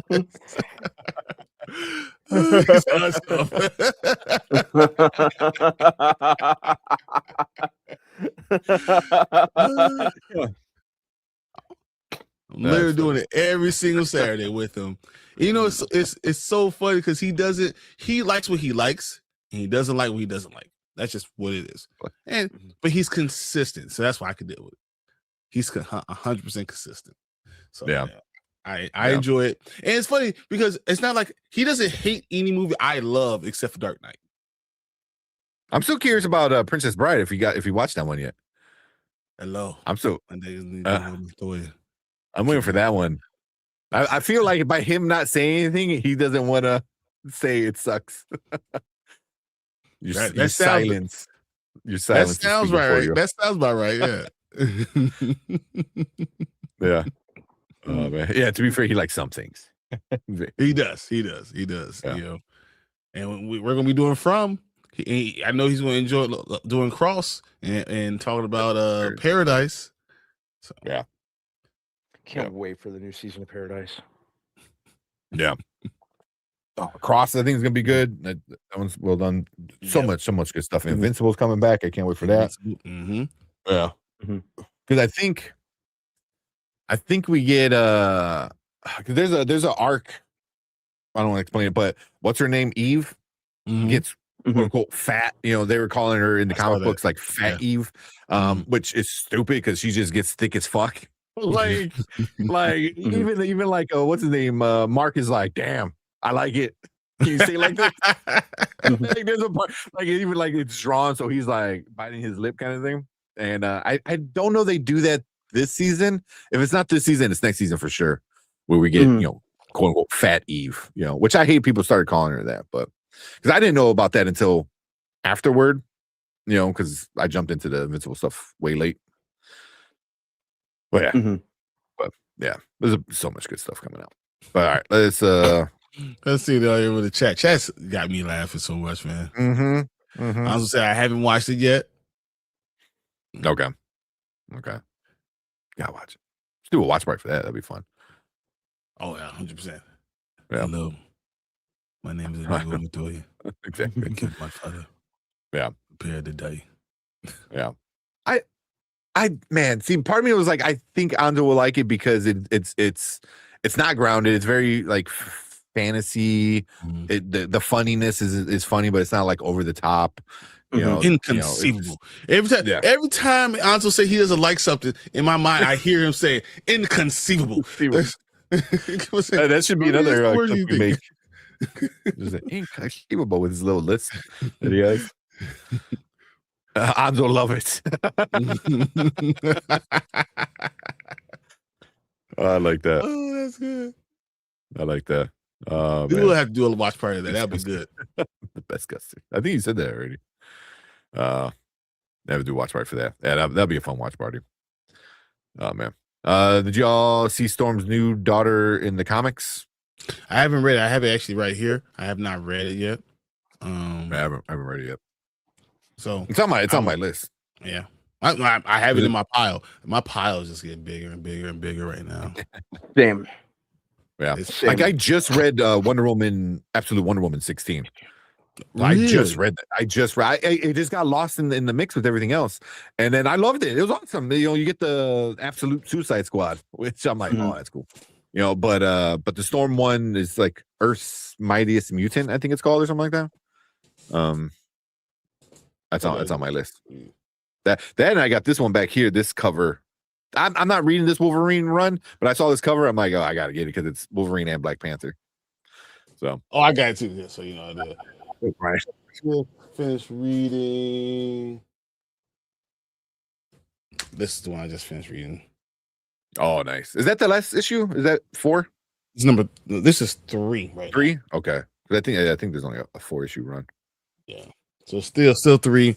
This one is fire. But you see him Static in a lot of stuff. We're gonna get into. Oh man, Lawrence, this super chat from Lawrence, another $5 super chat. Appreciate that, man.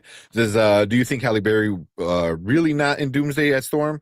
She didn't say no for Secret Wars. Chris also said she wasn't in it on Jimmy Fallon. Yeah, I don't think she's in Doomsday. I do not think Halle Berry's in Doomsday. God, I hope not. I do believe she's going to be there in Secret Wars. I do believe it. Yeah, because I think they will kill off all. If what's her name? God. Words. What's Fat May? What's her name? The one who's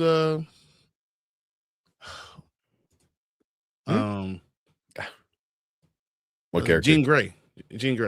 Oh, Becky, whatever. I forgot. Yeah. Whatever. If she's in Secret Wars, I think Halle Berry. Yeah. Yes. I think if she's in Secret Wars, I could see Halle Berry being Storm in Secret Wars. Which in that aspect, I explained to myself. I explained myself on the rewind on Saturday why I have such a problem with the way they put Halle Berry as Storm and didn't have Angela Bassett. You know, and I just want to explain it one time, and this is just one time I'm gonna say it. It's not that Halle Berry is not black enough to be Storm. That has nothing to do with anything to me. It has everything to do with the idea of what beauty is in America, especially around the idea of what black people are. And the fact that it was like she was not pretty enough because she's darker skinned. I think that's a common theme that happens a lot in America. And I have a hard time promoting something that does stuff like that. So like when I say I don't necessarily I want a darker skinned Green Lantern or John Stewart, that's why I know, not because I don't like the idea that in a lot of in this culture, a lot of darker skinned people get pushed down as not as good or not can't carry a movie or can't do a lot of different things. And when you have a character that's supposed to be from Kenya, and you say, "Well, I need a prettier person there," and you do a lighter skinned person, because I have a problem with that, because I feel like it tells you something different. It's saying something different, that it's an America problem, and that you're saying you're not good enough because you're dark skinned, and we're not going to put you on things. It's the whole idea what Hollywood was with Dorothy Dandridge and all that stuff was beforehand. And I can't accept it. And that's why I'm so adamant. And not that I don't have a problem with black people getting jobs and doing whatever they want and all that. And I have no problem with that, but I have a problem with supporting that idea. I do, and it's a personal thing. It's a personal thing, and I will not support that. And I want you to get as many jobs as you can. I want you to do as much as you can, but colorism is a problem. And the idea of what beauty is a problem, and what's more acceptable in common society is a problem. And I'm not going to be someone who's going to support that. So if someone's supposed to be a darker skinned person, they need to be a darker skinned person. And it's because you want to Hollywood it, I'm not with it. I'm just not with it. So that's, I want that explained. That's why I'm on the way. Not because I hate on anyone else. That's it. Yeah. Yep. I mean, yeah, stuff like that is obviously important, It's the same idea of like possibly giving T'Challa a British accent. Because that makes so much sense, right? In a place that was never conquered, never had anyone else, and have that. That would have been making sense. It makes no sense. But it's the color. Well, not the colorism, but it's the racism kind of thing. It was like, oh, but he's royalty, you know, Must to sound like British. people have that British kind of thing. You know, yeah. I mean, that's exactly what it is. You know, and it's like, no, it doesn't make any sense. So, yeah, yeah. But appreciate that the super chat. It would give you I'm not sure. Now I want a damn Storm one. You know, like from X-Men 97, where she like goes on her rants and like, because Allison Seeley, you know, when she like does her thing, is like, by the desert power, and she's like, then the power of wind and you know the ocean waters, and she just like goes off.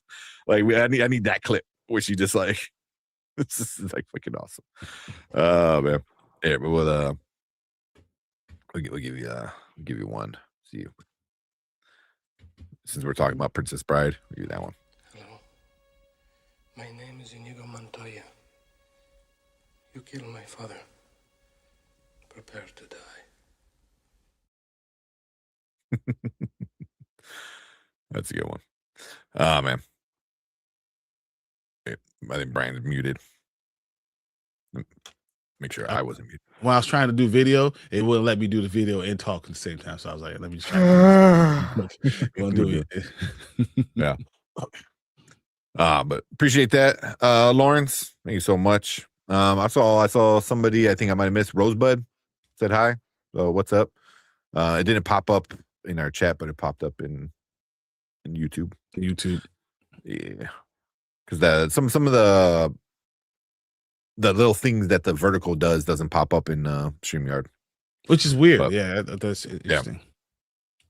Halle Berry's going to be in Doomsday or Secret Wars. She's going to be in Secret Wars, but not Doomsday. I think she's going to be Secret Wars. Yeah. Yeah. I don't think it's going to make sense for Doomsday, but I think Secret Wars, you can bring everyone in. They have no problem with bringing anyone in it and then killing them off. And killing them. Yeah. Yeah, you're a little Frozen Brand man. He's good. Yeah. All right. Yeah, she did the first movie, and the movie had that Bap Storm with. Yeah, yes, she did. I don't understand why my computer's acting weird. Oh man, just want how it goes sometimes, man. Also, I think just on a level where they lied to her. I was never a fan of Halle Berry as Storm. Yeah. Another about her, she's awesome. 100%. Yep. Yeah. All right. Let's watch this Minions, and then probably got a few more trailers, and then we'll talk. Well, actually, after this, we could talk about we'll do Game of Thrones, and then we'll do like 2 more trailers or something. Yep, sounds good to me. Cool. All right, let's watch this not last, but next trailer. All right, what is up? Welcome to Spoiler Kings. We got another trailer reaction for you guys. This one is the Minions. Was it Minions and Monsters? I think it's called, or just Minions and Monsters. So there's another Super Bowl trailer that we got. This movie's gonna make so much money. It's going to make its own money. I mean, it's going to make its own money. I mean, it's going to make its own money. 100%. Yeah. Oh man. But let's check it out and then see if it's hopefully a good movie, not just a cash grab. But let's check it out. Oh, it's okay. Oh, you see those large, heavily armed men? They suspect you have killed their leader, and they want you dead. Quick? Okay, action! Buddy? We're just actors.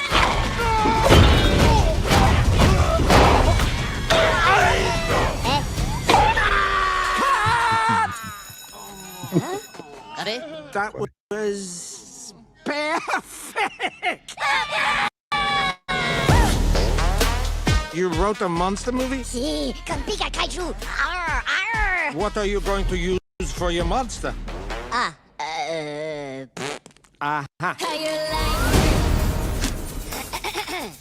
Miso soup con gomae. Latte nobu, daifuku.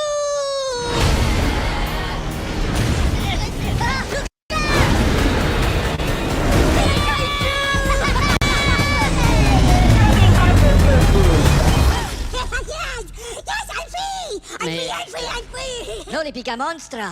What? Hey, Teeny tiny baby. stop manhandling me, you big weirdo! Whoa, whoa, whoa. So you need monsters for your movie. I know the scariest monsters. Don't be scared, though. They're such good guys. Just try not to look too delicious.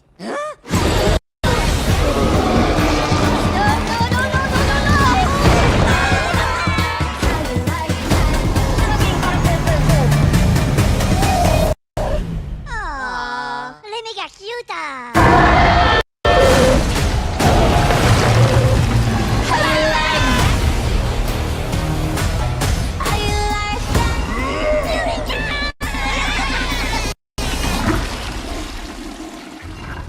Buddies, por favor.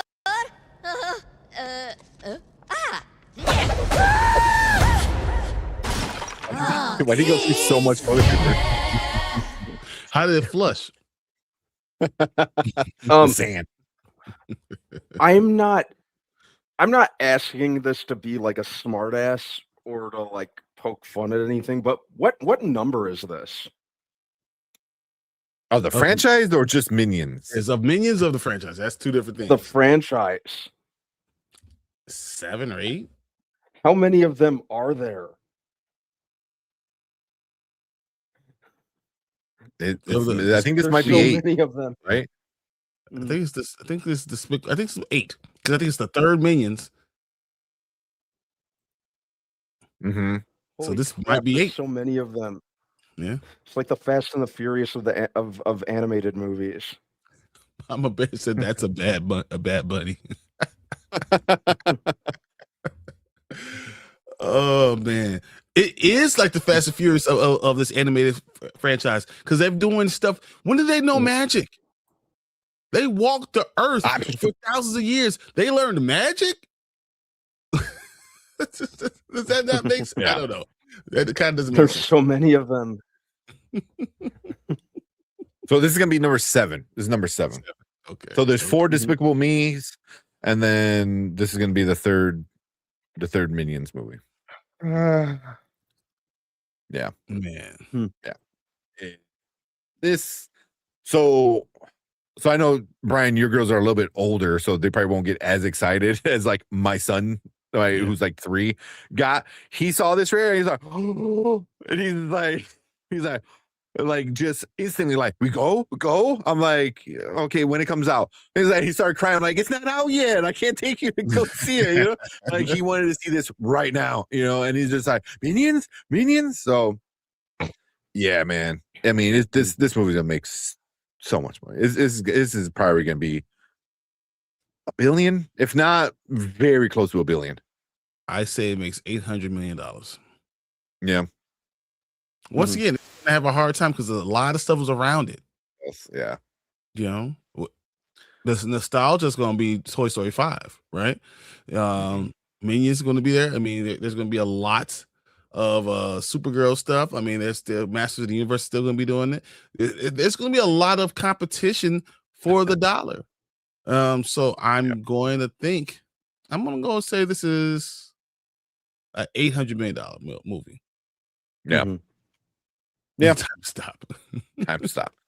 But Not if it to keeps make making $800 million, money, if you don't want it to be anymore, you stop it. Like you don't go. But guess what? Yeah. Kids are going to go multiple times. I'm going to see entire day camps go see Minions. Oh, 100%. 100%. Because like AMC, I know, I'm sure other ones, but I know AMC does like a summer program kind of thing, and it's for kids, and it's for specifically like, you know, kids that are in like daycares and stuff like that. Like, yeah, like it's just all days in one theater. They just play kids movies. So yeah, like, yeah, they're gonna do that. It said Tank's kids said, take my dad's money. Yeah. Just grabbed my wallet and threw it at the TV. Yeah. Like we had to cut him off from the Minions because he was just like getting, because it also made him kind of like crazy because they're all worked up, so that he starts running around screaming shit. So, but they're bad. They're bad influences. I'm like, man, my kids. I look at my kids like, look, bro, you act like that, we have some problems. Daddy don't believe in beating you, but Daddy will have to get the belt out. If you act like that, you doing those things, running through walls and no. Yeah, it's but you know, we were just watching, you know, the Super Bowl and this popped up and man, his face lit up. He turned around, looked at us, you know, and he's like, we're like, oh shit.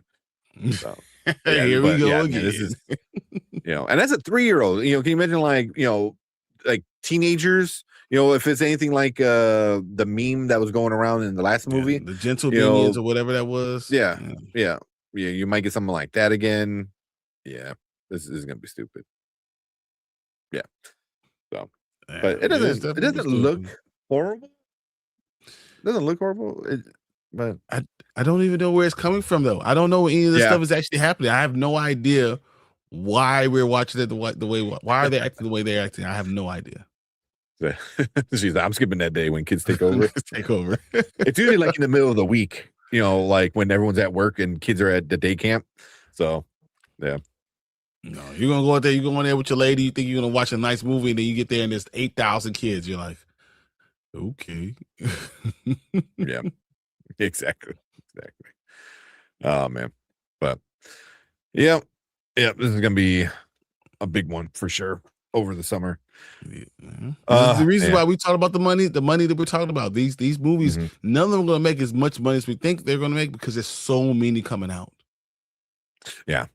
And especially the ones made for kids, Toy Story, Minions.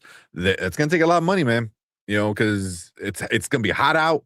When it's hot out, you know, well, parents don't want to deal with their kids. Well, I'm taking my kids. I'm taking them to the movie theater.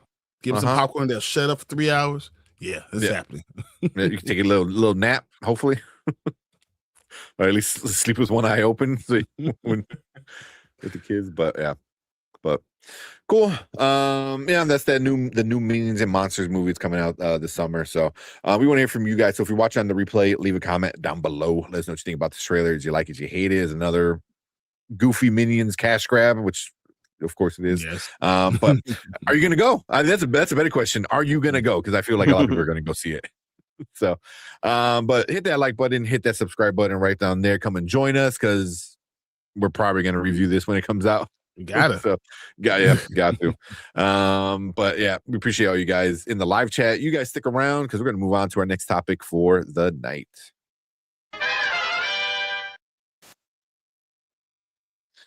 All right. I said, Mama Bear one. That I can work through. My sister had my nephew watch The Big Bang Theory to understand to not act like Sheldon. Yeah. Don't be like that. So Sheldon drives me nuts. My wife watches The Big Bang Theory on it. It calms her down, makes her feel better. Like watches something she already knows is going on. As she goes sleep, she watches it. And like Sheldon, bro, if I had a friend like Sheldon, I wouldn't have a friend like Sheldon very long. Right. Like Sheldon's so punchable. Well, does he have like autism or something? Like, do they ever say that in the show? No, he said that he's been tested. His mom tested him. He doesn't have it.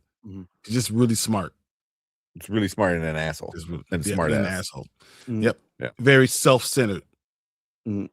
Yeah. Cheaper than Disneyland. 100% it is cheaper than Disneyland. I would move there.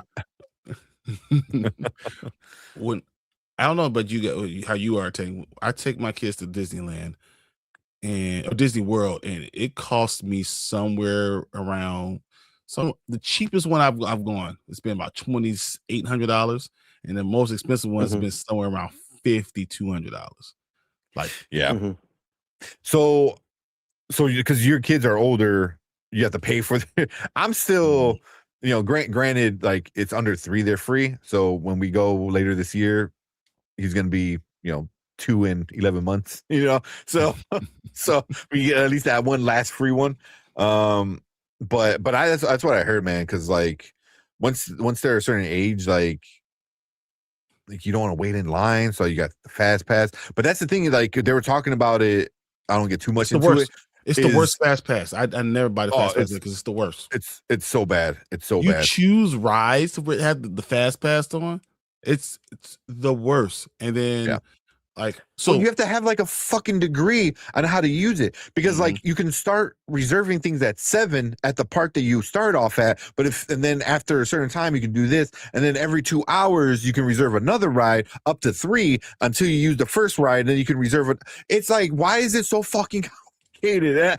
All of that's true. I wasn't because I watch so many Disney people, I know how it's done, but it's so stupid. It's so complicated. I shouldn't say stupid. It's so complicated. So I took my mother and my wife and my kids, right? And we were going to Disney. And my youngest, my oldest, got a child one. Well, she had just turned 11. She was about to turn 11. So when we bought the ticket, she was 10, right? When we went, she turned 11 like 4 days before. So they asked how old she was. They made us go back and buy the adult ticket. She said 11. She said 11 instead of saying 10. She said, "Oh, my birthday was, and I turned 11." He said, "Oh, well, you have a child one. You have to go back and pay." So, and the difference in the price was $20. I had to wait an hour and a half in line to buy a ticket for that. Yeah, it was nuts.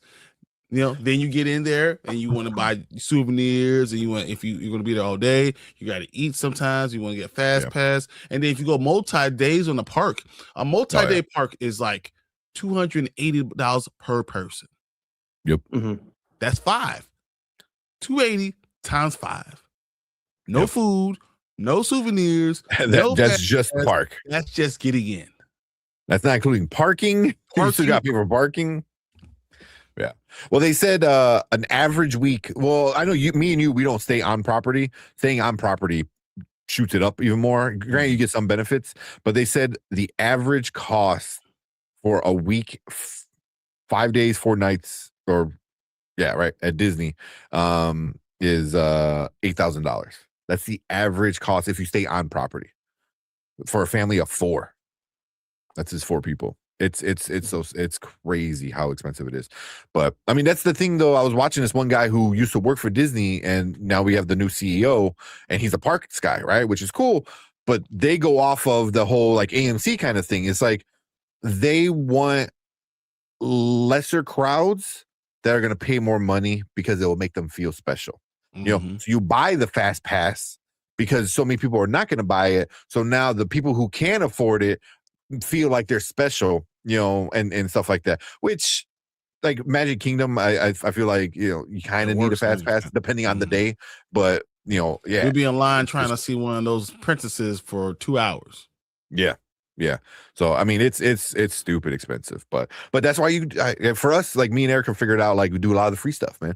You know, like go to Disney Springs, you know, ride the boats to resorts, get the resort food, which is just as good or cheaper, you know, like, you know, last time we went, we spent a whole day just doing free shit. Like we rode the Skyliner. We went to like 5 different resorts, walked around the resorts, took pictures, you know, and stuff, and did a lot of like the free stuff. You can do that as an adult. You can't do that when you have. And as a kid, it's a lot harder. I mean, he was 1 at the time, so when he you're didn't give a 6, shit. But you're screwed. Yeah, it's hard. It's Yeah, 6 because is they when want to you're do all the special. stuff.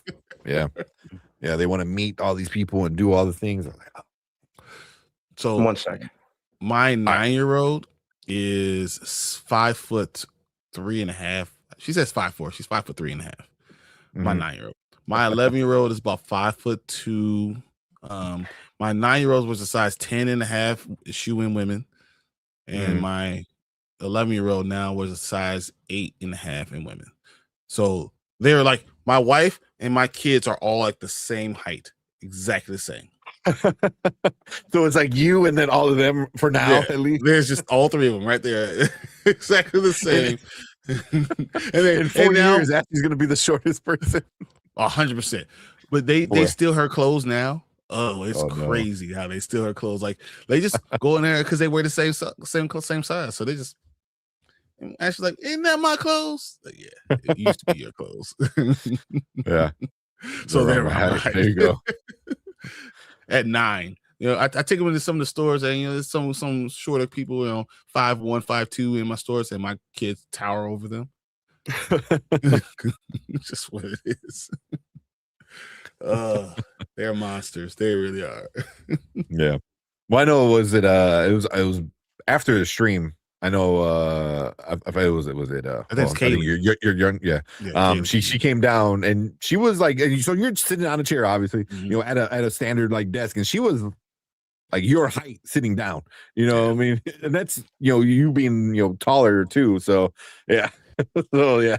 She's a big, long man. I'm saying size 10.5 at 9 is crazy. That's crazy. I'm just like, man, wonder why I don't buy you anymore. He's like, Daddy, buy me some Jordans. No. What? Yeah. Oh, stealing the shirts and hoodies. Yeah. Yep. I saw what Lauren said, that going to Disneyland Tokyo is cheaper. Flight now. Wow. You actually buy the flight is the most expensive thing. That's for sure. But like the resort, well, you don't really, I don't think there's a resort, but there's a lot of places to stay right off the train, and you jump on a train and the train drops you off right in front of the park, and the park is super cheap, and you still got a lot of old school benefits that Disney World used to have that they still have.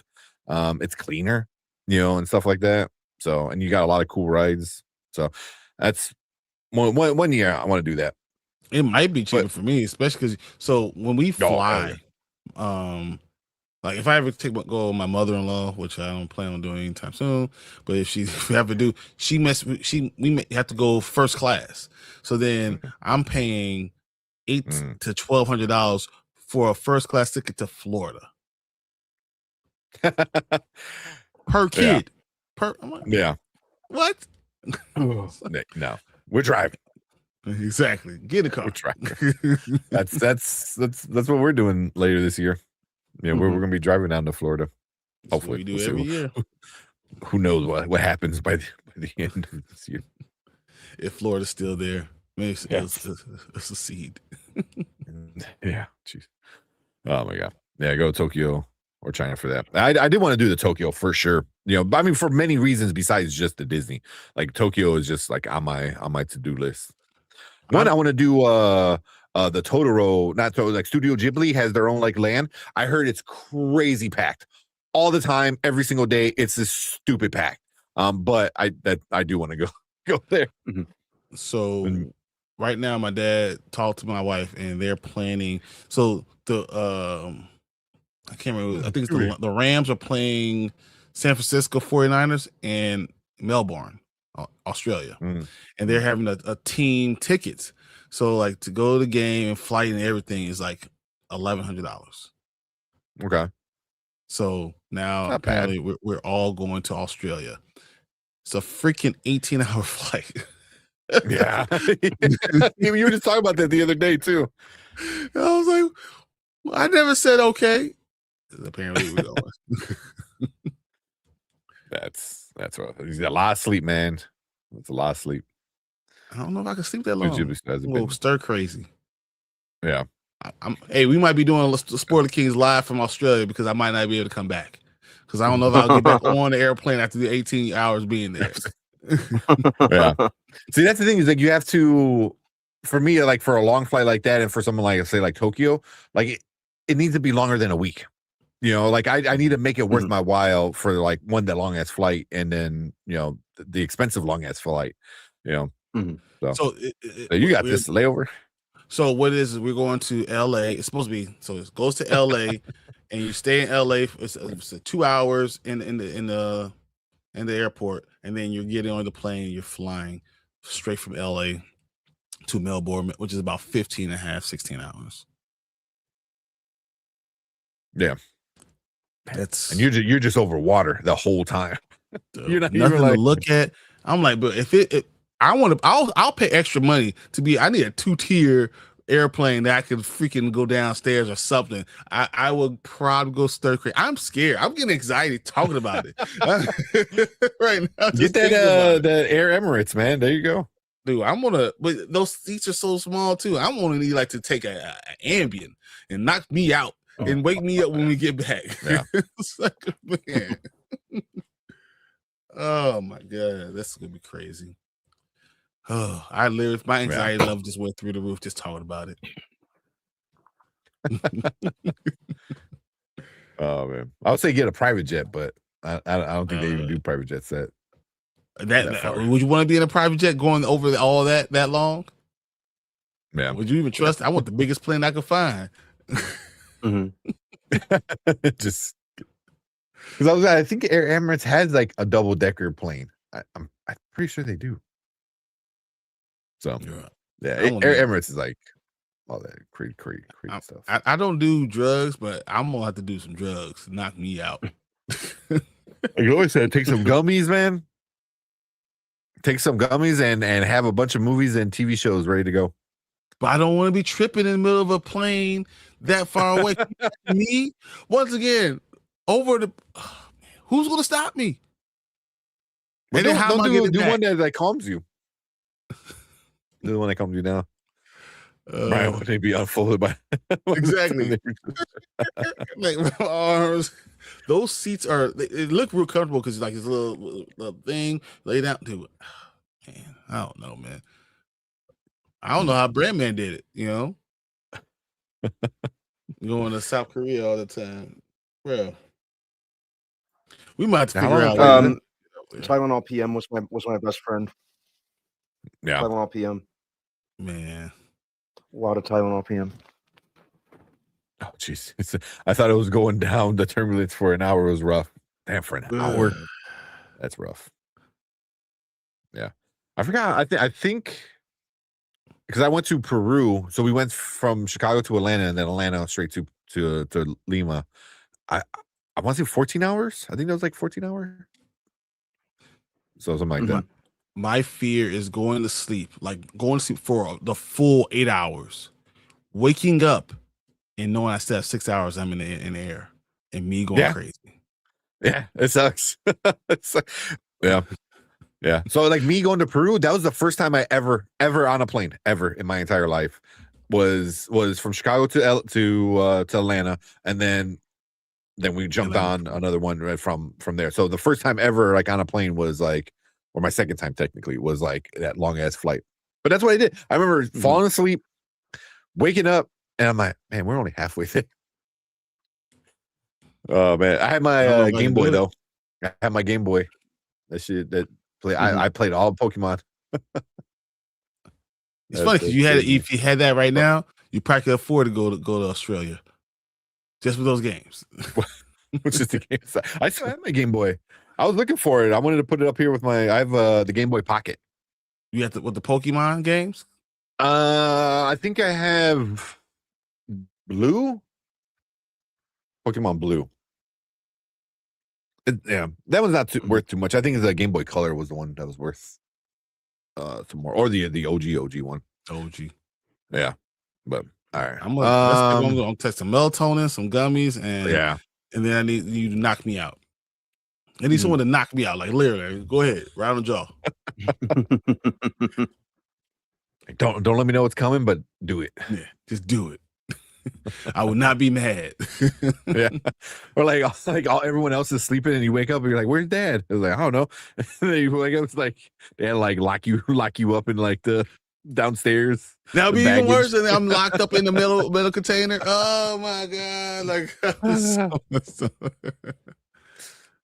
too much switching iPad. Yeah, play all of Zelda. That's crazy. That's the way to do it.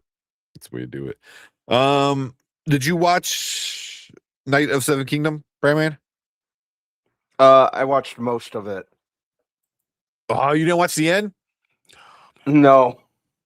I didn't make it to the end. The end is like so phenomenal. The best part of the entire, like literally the last 2 minutes. I'm going to ask you, Brandon, to leave for 20 minutes. Because I don't want you to hear it, and I don't want because you don't want it spoiled. No, this is so good. You don't want it spoiled. Okay. Yeah. All right. We'll keep it. Okay. We'll keep it for 20 minutes. All right. This is it. We'll be out. Come back at 12.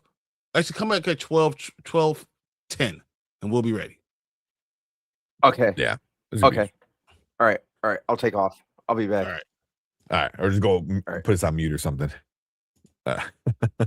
Same thing. Vapor rub for your knees. Bruh. I need prayer. Forgot to watch Super Bowl.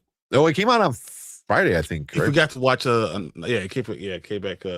came out on Friday. But we're not watching it. But it is one of those shows where you kind of forget. Yeah, Don't call me never no doing punk. spoilers. I see what you say. Fuck face. It's definitely one of those shows where at least the first like 3 episodes I kind of forgot. I'm like, oh yeah, that came on. Yeah, they played it early this week because Super Bowl Sunday. They know, yeah. They're like, we're not gonna compete against that.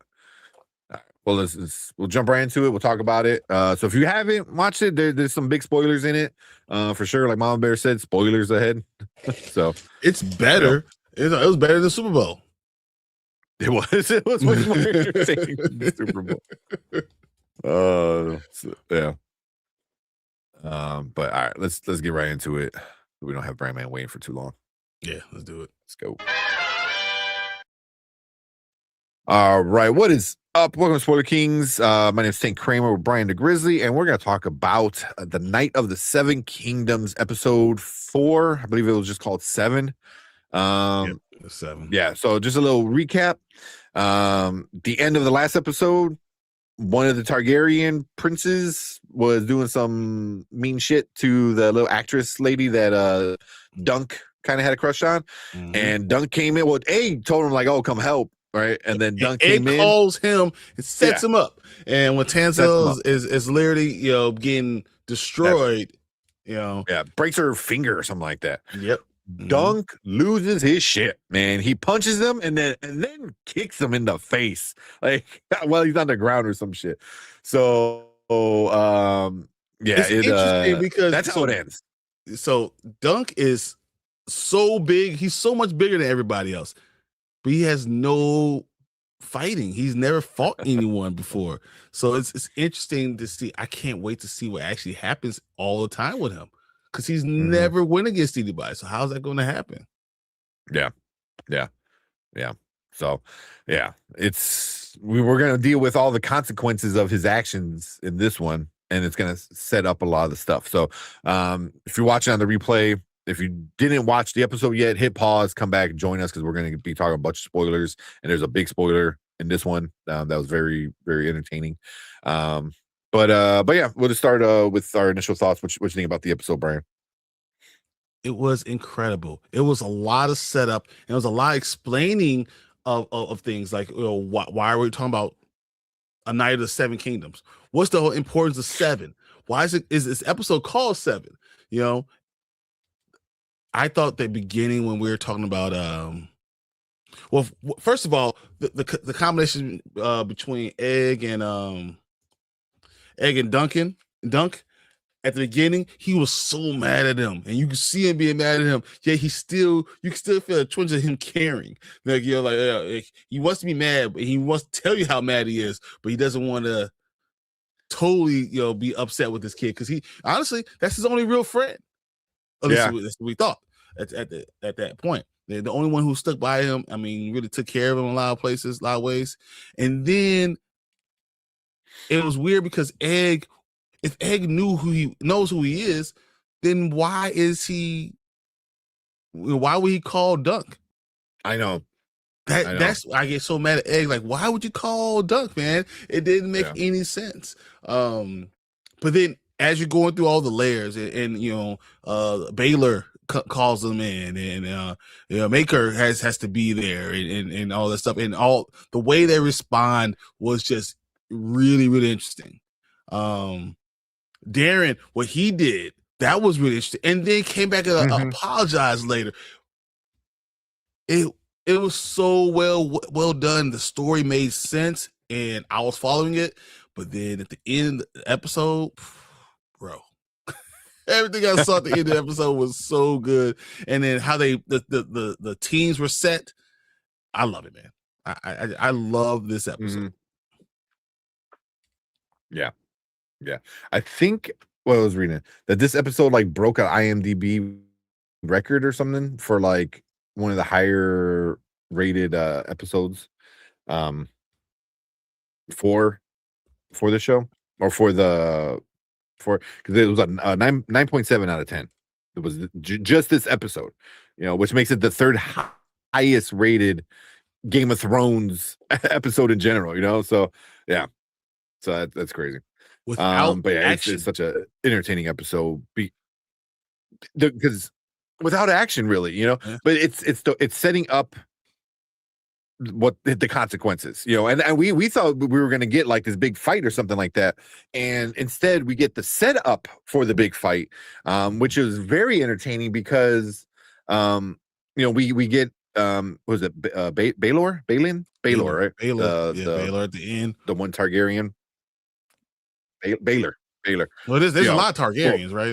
Well, in the beginning, he's kind of talking to Dunk, and he's telling Dunk. Yeah, there's like the whole family. But Baelor is the one that's in line to be king next. Like he's the next king, as of right now. So, but he pretty much gives Dunk like good advice. He's like, listen, you're gonna get killed, man. At least let's give you a fighting chance, literally, and request the trial by combat. So and he talks like and you see like Baelor being like a good person, like he cares, so it's like because he knows what his brother did was messed up, because his brother's a little piece of shit, usually the blonde ones are, right? The blonde Targaryens are the worst of them, all of them. That's his cousin. Was his cousin? No, his cousin, his nephew, because Makar is because it was his brother's kid. Yeah, his brother's kid is his nephew. Yeah. His brother. Yeah, so it's his nephew. Yeah, so but he knows he's a little piece of crap, he's a little asshole. So he gives him that, and then we get Dunk saying he requests trial by combat, and you're like, okay. But what's his name is he's smart. He knows, he's not stupid. And then he does this one thing. What's his name? Arion? Yeah. Request the 7 trial, or whatever, and no one's heard of it. Because like it's 100 years since the last time that's happened, and I feel that's setting up some shit that's gonna happen in House of the Dragon, because House of the Dragon takes place about 100 years past. So I feel like we're gonna see another trial by 7 in like House of Dragon. So it's like, but yeah, so they get that. So and then but all the other Targaryens knew that's like a shady thing to do, because you already got Dunk going against a Targaryen, right? And now he's saying, oh, now it's gonna be 7 on 7. So you got to find 6 more people. You're not gonna find 6 more people that are gonna go against a Targaryen overnight. Overnight. On top of that, so like his dad was mad, Baelor was mad, like they were all new, because they're like, that's a shitty thing to do, like because you're pretty much, you canceled out his request by doing that, so and then it sets up, and then you get like he finds some people, and then you get the big betrayal with the one guy who's like, oh, I'll be with you, and then he betrays him, which was like such a shitty thing to do, man. Like I'm like, oh, you're a whore, but you should die. Yeah, overnight was super diabolical, but I mean that's always like but not even like by sunrise, so you legit have just the night. Just the night, and it's already, and like by the time they're doing this, it's already late at night, so like you ain't getting no sleep, you're just finding people. And you already knew that he had problems with even finding someone who will allow him to be a knight at all. He's a hedge knight, and he couldn't find anyone that will even say, "Sure, yes, we'll say that we know who you are and let you fight." He had problems just at that point. So the idea that he had to do that and find all these people in the middle of the night was crazy. And then you had to find nights. Yeah. Did Tanzel, the girl that he saved, she already bounced.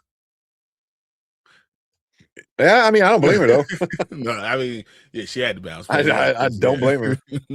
But still, but having to find all of them was just nuts. But I will say this: I really enjoyed, why he said he did it, and he said, as a knight, we're supposed to protect the people that can't protect themselves. That is our job. we're here to protect the people that can't do that. That is what the oath that we say. So it doesn't matter who it is. I'm supposed to protect them. So that's why I did what I did. Yeah. And you're trying to cover this ish up. And you were being an ass. But now you also understand why Arion was so upset, because they call him the dragon. So he sees it as she's literally coming directly after him. Directly. So you understand why everyone did what they did and who everyone is as they're going around. But then now Dunk is going to this trial by seven, a trial of seven by combat.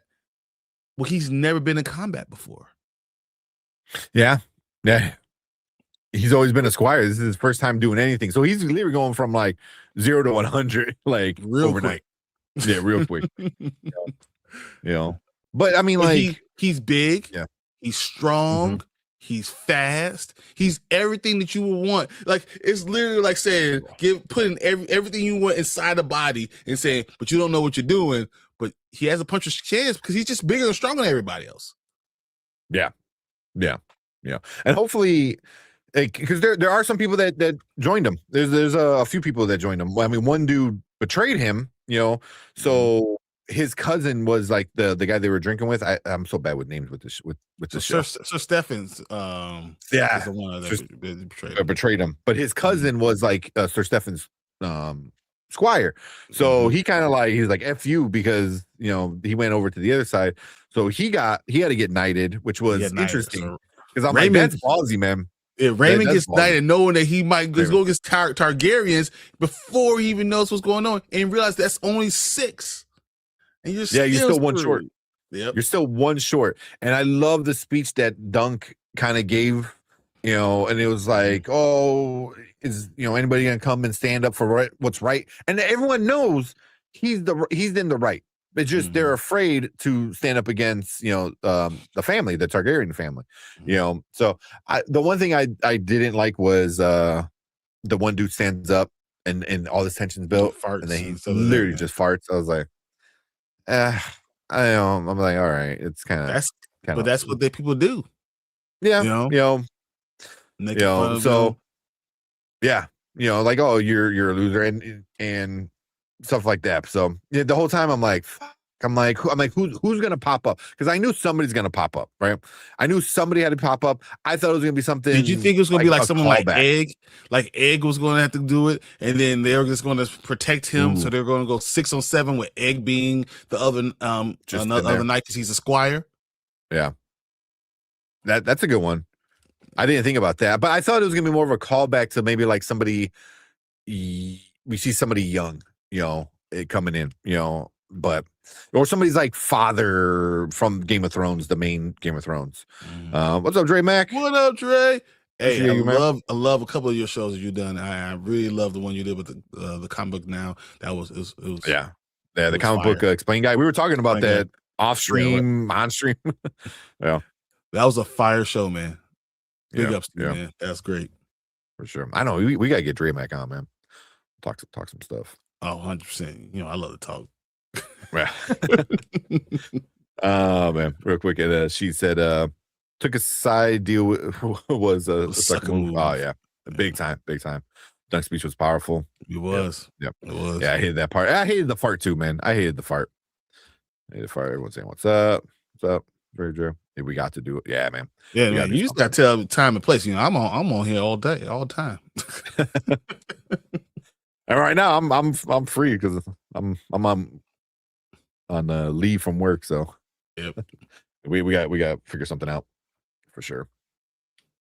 But yeah, the whole fart thing was kind of whatever about it. But like you said, but I was expecting a kind of a connection to the Game of Thrones in a way, but what we got. Because he's like, oh, is there no one of honor? Like, he's getting mad because like people are farting, and he's like, I'm the good guy here, man. Like, I'm the one with honor. Does no one have honor? Does no one really care about being what it really means to be a knight? And as he's like just kind of walking away, he's like done with it. He does. It's how lost, and that's it. Yeah, you hear it coming in, and then all of a sudden he's like, "Who was that?" And you see Baylor coming in, riding on in, and you're like, "What?" Yeah, the crown prince is literally gonna be the one. It was he comes in, he rides in with his brother there, which is crazy, and then he's like, "Oh, I'm gonna be." I was like, "What?" That threw me off, man. I did not expect that. I was like. Because he like it felt like the whole episode was like a one upping each other, you know? Because he's like, "Oh, Dunk is gonna die because he did, you know, he punched me," and he's like, "Well, here you go, I'll trial by combat." All right, well, fuck your trial by combat, trial by 7, you know? And now he's like, screw it. And then right at the last minute when you think it's all that's it, then Baylor comes in. He's like, "All right, well, fuck you," you know, like because he's the one that gave Dunk the advice to do this, and now he's coming in to also help him. It's like this is one of the rare dudes in this universe that also has some honor. But he's going against his own nephew and his own brother. And it seems like he has a decent relationship with his brother, though they're not the same. You can see they're not the same. But he has a decent relationship with his brother. He's like, "What are you doing?" He's like, "Hey, I'm doing what's right." That's crazy. Yeah. So that ending, man, that ending was so good. It was so good. You know, and like we said in the beginning of the review, this episode was a lot of setting up. There was a lot of talking. Nothing major happened action-wise. But the last 2 episodes, because there's only 2 episodes left, it's gonna be good. These next 2 episodes are going to be battle. You're going to be seeing people dying all left and right. That's going to be crazy. I can't wait to see what Dunk becomes. Yeah.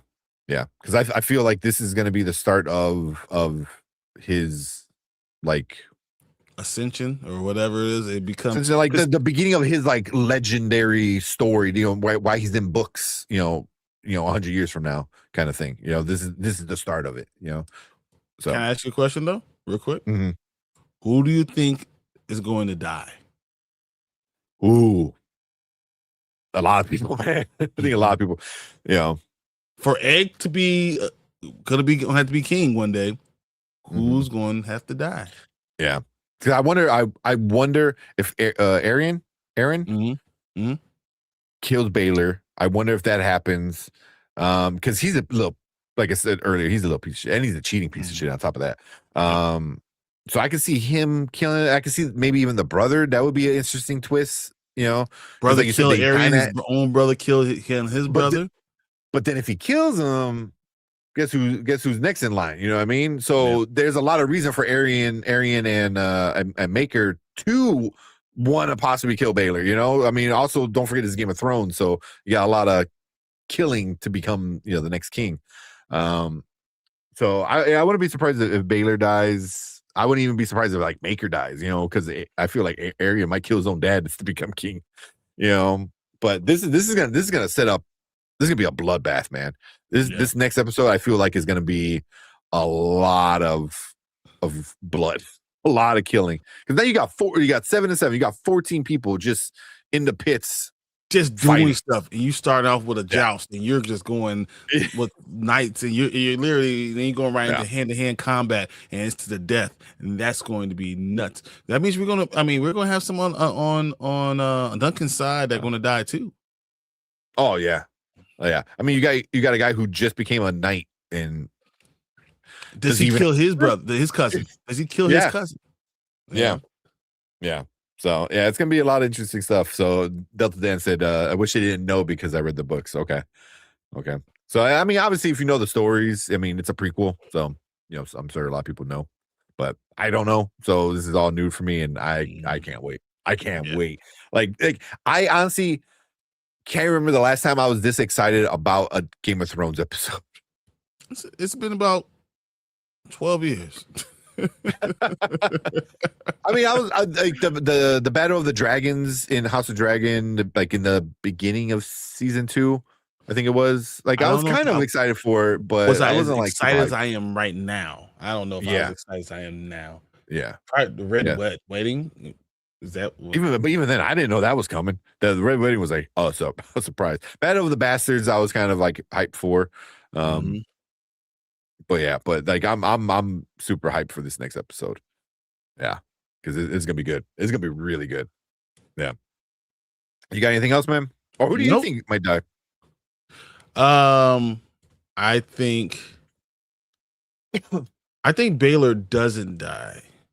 Okay. I think everyone else does die in between. And so after Baylor becomes king, Egg steps in. I don't think Egg steps in this young, but I think everyone else, and then maybe even Baylor is the one who kind of supports Egg for a while.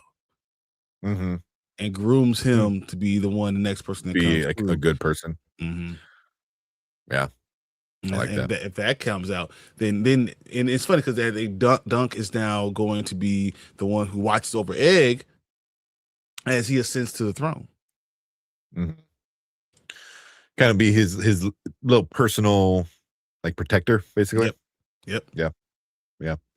I like that. She said, definitely can't wait. The story was way better than advertised. Oh, 100%. I had no interest in watching this damn show at all. None. Yeah. The trailer did not do the show justice. It did not do the show justice. So, yeah, but cool. Yeah, kind of. It's a short episode. These are only like 30-minute long, so it's nothing crazy. And like you said, there's not much that happened. But it's a lot set up for what's gonna happen. So, but cool. Yeah. I think that's it for this episode of A Knight of the Seven Kingdoms. Next week, we're definitely talking about it on Monday. We're definitely. I'll text Brandman to make sure he watches it, so he's up to date, so we don't miss out. But we want to hear from you guys. Hit that like button, hit that subscribe button. Make sure you join us when we talk about the next episode of this Game of Thrones spinoff. And if you are in the live chat, stick around because we're gonna move on to our next topic for the night. Cool. There you go, Brandon. Yeah. Definitely watch it tonight, and you're gonna want to watch the next episode. Like you're not gonna forget. I feel like, and that's what I said. Like you want to watch this without us spoiling that. That was important. Yeah. Hopefully you didn't hear it. You're muted. Are you muted? I can't hear you. No, he just can't hear him. Hang on. Oh, there you go. Yeah. Yeah. Talkie mode. Oh man, they said Collector said I know the first episode of House of Dragons will be really good for season 3. I hope so, man, because the way season 2 ended wasn't really it was okay. Yeah. There's a lot of blood, a lot of terribleness going on, but come on. Yeah. Delta said all the books are 3-hour long audiobooks. Wow. Okay. It's pretty short for a book, I think. So, also, Delta, I think I know your package is on its way. It should get it sometime this week. I'm hoping. But yeah, sent it out on Friday. Cool. And I got to send the toilet. I got to give you those measurements. I keep forgetting. Forgetting. I need to get out of here because I have a shelf that is going to replace it. So I have to get rid of this shelf up because I have so much crap to go on it already ready to go. Yeah. So, and then also the toilet he's talking about is like the loser trophy for his fantasy league. Yeah. And the thing is huge. It's stupid huge. It's like because I went from losing to coming in second place this year. So damn, you came in second? Yeah, almost. Yeah. Almost won. Almost. Nice. Oh man. Yeah. We'll do some more giveaways, man. We'll do some more giveaways. Yeah. All right. What we got? Bring up this disclosure. We're interrupting our. Get that ready. Oh man. Also, I want to know if Dramax's still in here. I know he's a big Ninja Turtle fan. If you're reading that Ninja Turtles and Godzilla, dude. The Ninja Turtle stuff that I got right now is phenomenal. Oh my god, Some of these storylines are unbelievable. Because it sounds stupid. You're like, why is Godzilla and let's not talk about fantasy football. You're like, oh, football's over? We're done? Oh, the Naruto? Yeah, that's a good one. Hilarious. And that's a good one. This one. Lawson Virgin. Oh, nice. Some of the art's like super good. All of it is really good. Yeah, it really is. That's cool. I thought that was fun. Man, where's the one? This is the one I was really happy to get. Who is that? It's Casey Jones, ref. Oh, Talbot like exclusive. Wings? Yeah. Oh. It's a Talbot exclusive Virgin one. It's hilarious. It's awesome. So good. Nice. You know, I got mine. Look, Ninja Turtle. It's not I wish I had the Virgin one because we were some money, but got that one. That one I liked a lot. Just the cover. But then the Ninja Turtle Godzilla one, I'm surprised. Like, it's pretty good. It's pretty good because the issue 3 came out was it a couple weeks ago, I think. Last week, I think it was last Wednesday. Last week. Okay. Yeah.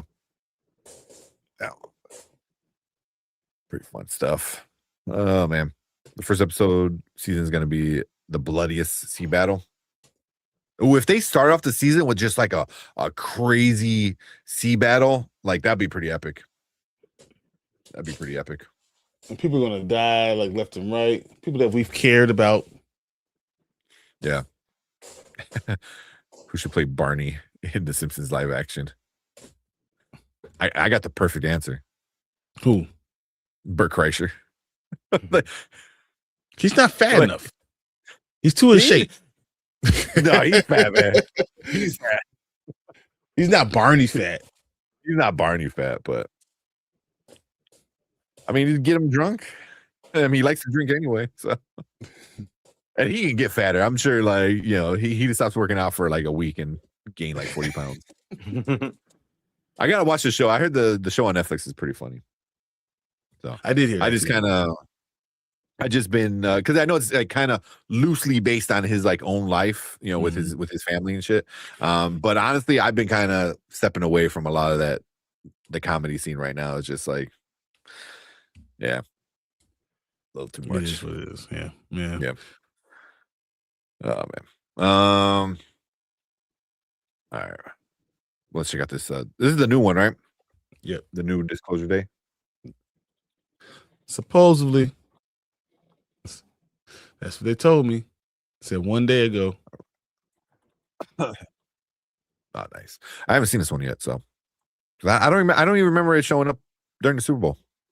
I remember it. Yeah, I remember when it did. Was it towards the end, like fourth quarter? No. I think we were like close to halftime. Okay, shit. Yeah, I really don't know. I was ordering food, so that might have been it. All right. Let's check this one out. All right. What is up? Welcome to Spoiler Kings. We got another trailer reaction for you guys. This one is the new Disclosure Day Super Bowl trailer that we got this past weekend. So we watched the first trailer and we were all kind of like, what's going on? What the hell's happening? Yeah. You know, so hopefully this one's a little bit better. when it comes to Steven Spielberg and see what he does, man. That's cool. Yeah, but let's check it out. Let's go. We're interrupting our coverage. There has been a threat to publicly release government material long shrouded in secrecy.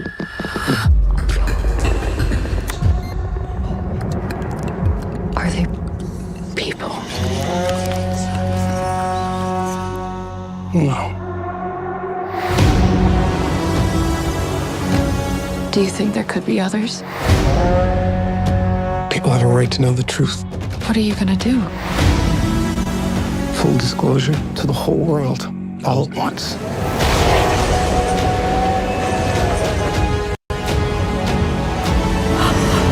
If you do this, there's no undoing it.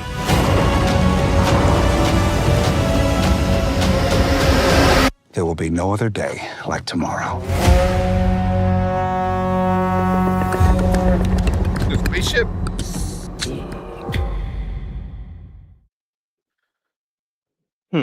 Okay. Besides the one spaceship, but still not It's sure. weird. So you see how like they look like they're taking over the bodies. It's like body snatchers. Invasion of body snatchers for sure. Yeah, you see how the pupils dilate and all that stuff, and they could take over the minds. And they're saying they have all this stuff already. So the governments are now releasing all this data, so everyone's watching it for the first time as they're realizing what's really going on. Yeah, this is pretty cool. Yeah, for sure. And yeah.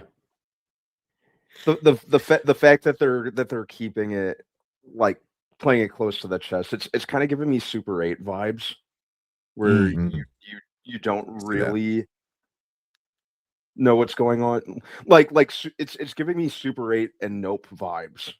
So I'm good with that. That's a wild combo. But I mean, but you're right though. It's very much stuff like that. I was thinking Invasion of the Body Snatchers and Independence Day. If you kind of combine the two, a little bit of what we're getting, I like Lawrence saying Signs and Contact. This Signs is going. I can see Signs, where people kind of are not. Am I the only one who loved Signs until the end and I hated Swing Away? Yeah. I think everybody loves it until Swing Away. Signs had, it's like 3/4 of a solid movie, and then it just kind of falls apart. Yeah, and then exactly. Yeah. Hopefully this doesn't do it because Spielberg usually knows how to end a story pretty well. Yeah. But yeah. I mean, I'm in. I just don't know what I'm in for. Yeah. It also had me at Emily Blunt. So yeah. I mean, Coleman Domingo was in there. Emily Blunt. Coleman Domingo's in everything. Yeah, right. This is the year of Coleman Domingo. Think about, but Michael, it's literally his year. He's in everything. Yeah, last year he was in a bunch of stuff too in 2025. That's true. Yeah, but let's go. When is this coming out? June 12th. Yeah, June 12th. There you go. Yeah. So yeah, I don't know. This looks like another good one. If you like aliens, that's what it is. Yeah, down for it. But cool. Yeah, that's our thoughts for this new Disclosure Day trailer. We want to hear from you guys. So if you're watching on the replay, hit that like button, hit that subscribe button, leave a comment, let us know what you think about this one. Make sure you guys hit that bell notification so you know when we go live, because we're gonna be talking about this movie once it drops, reviewing it and all that fun stuff. So make sure you come and join us in the live chat, and everyone in the live chat right now, we want you guys to stick around because we're going to move on to your comments right now.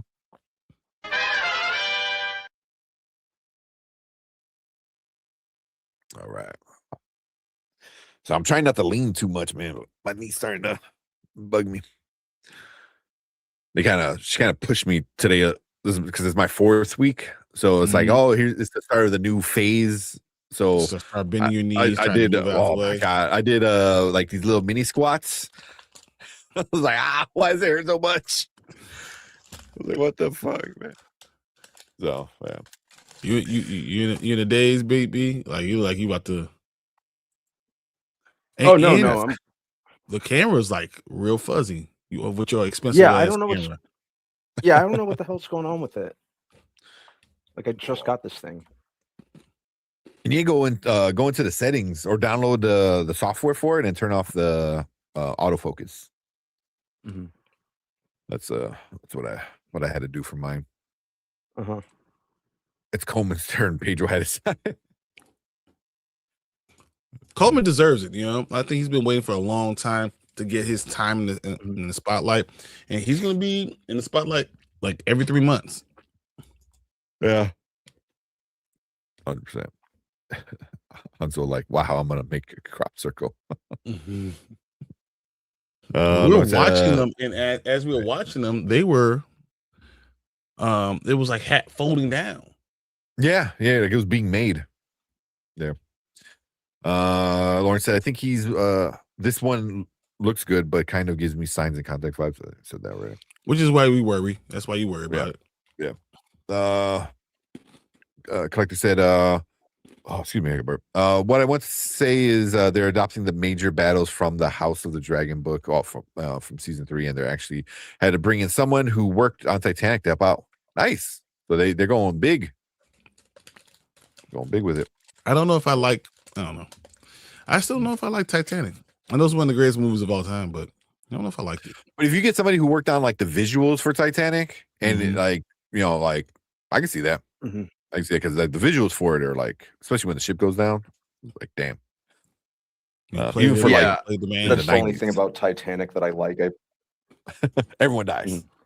I find Titanic to be like one of the most overrated movies ever made. I might really agree with him. So I like it. So I'm gonna watch it mainly because of Emily Blunt. It makes sense to me. Yeah. I like your thinking. Yeah. What is it? There are several people that are really out there that they really reptilians, and that's what it seems like. The ones that won't go away and they all do super stuff. We all be infiltrated by them. That'll be funny if this movie is like about like the reptile people. That'll be M. Night Shyamalan. Yeah, that would be. And then you find out just like it's normal shitty politicians dressing up as reptiles, dressing up as politicians. Like that would be an M. Night Shyamalan. Yeah, 100%. Yeah, it is a great reason to watch. Yeah, no worries. Mastermind, I'm with that. Amazing part. We don't know what to expect. And that's the good part of it. You know, I still have no idea what the hell's going on. Yeah. Going into dues. I said excited. I said it comes out a week after the Master of the Universe. Can you predict the box office that weekend? I think Master of the Universe will still be number one. I think Disclosure Day is not going to be a big money movie, but it might be good. Yeah. I guess possibly Spielberg's name will be enough to Spielberg's name will be enough to carry it. Yeah. It's just because right now the trailers are not doing a lot to get a lot of people, you know, which is good and bad. It's good because it's not spoiling the movie, much like Project Hail Mary spoiled like a big part of it, you know. So this is definitely hiding, I think, a big twist. So, but you got to get started. Like that's the problem. You have to get at least something there. Yeah. Greg said he's excited. Let's see. CMS says 42nd weekend and Disclosure Day opens at 33. Yes, something like that. I can see that. Not bad. Those are good numbers. I like that. Yeah. He goes, I want to say for the season finale of Knights of the Seven Kingdom, when you talk about it, if you want me to have it on, I'll really let you know. We'll let you know. Because we're probably, obviously, we go through it a lot quick. You know, like that was only, like, honestly, that was pretty quick for us. That was like 15 minutes. We'll let you know. Charming performer. Yep. Remember, I put a hand in front of the camera to show focus. Yeah, that's what I was doing. Yeah. All right. All right. So am I pulling what? Arrival was what was Arrival? I don't remember Arrival. Which one was alien, that one? and then this the front of this white screen, and you see like the 10. Oh, yeah. Octopus like thing. Yeah, with the stupid like half circle thing. Yeah. Well, nah. it's very Shyamalan, I think you meant to say. Yeah. All right. Jaw dropped when I found out he was his brother, episode 3. Oh yeah. 100%. Yeah. I was like, what? He's whole. Yeah. What? Yeah. Also, damn, Arrival's got 94% on Rotten Tomatoes. Yeah, most people loved it. I remember liking it. I don't know if I loved it. Because it for me, it made no sense. And also, Neil deGrasse Tyson talks about it. It makes no sense why you would get like a linguist to come and do that. Like you would get a biologist or a mathematician, even. You know, like there's other ways than like a linguist. But what language do you think that they're going to speak? What? Yeah, they're going to use universal things like numbers or science. You know, like stuff like that, you know, not like, oh, well, that sounds like a bee. All right, we got another trailer, or that it for the night? I want to bring up the Scream 7 one. Why not? And then we can do everything else next week. Oh man, because I am tired. So I'm super tired. I still got to read. I'm like 2 issues into the New Gods, and it's pretty good. Pretty good. It's very different than the Tom King's Mr. Miracle,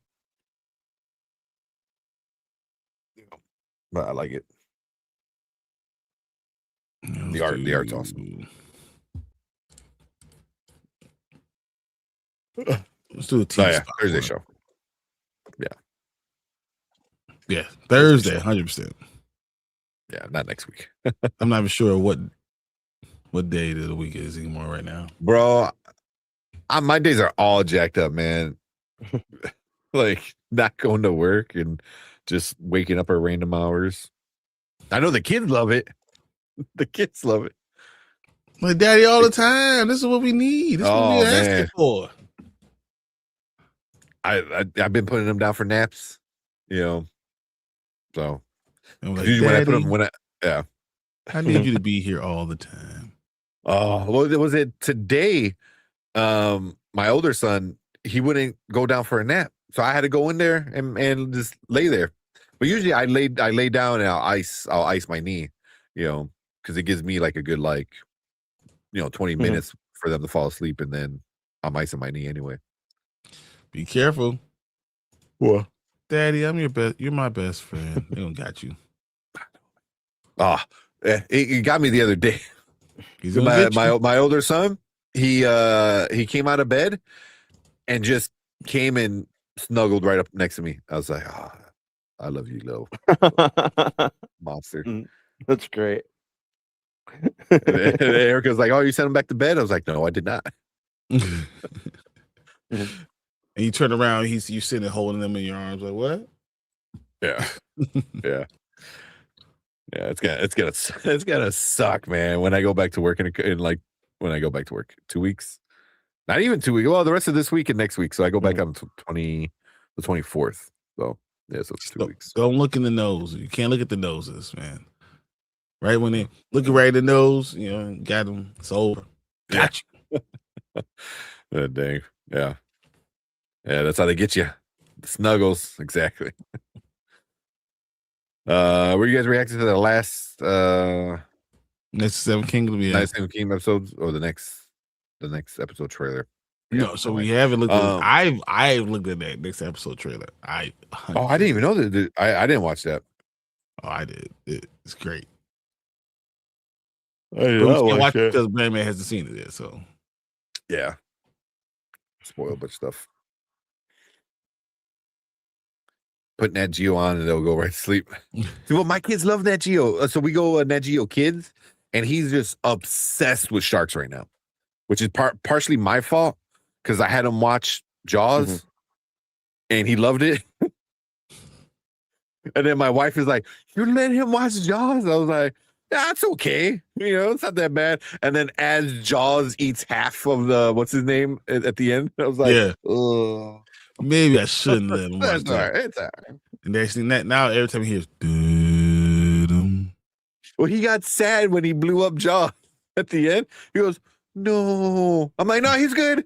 He's good. No, fishy. He goes, no. He goes, oh, shark. No. I was like, no, it's fine.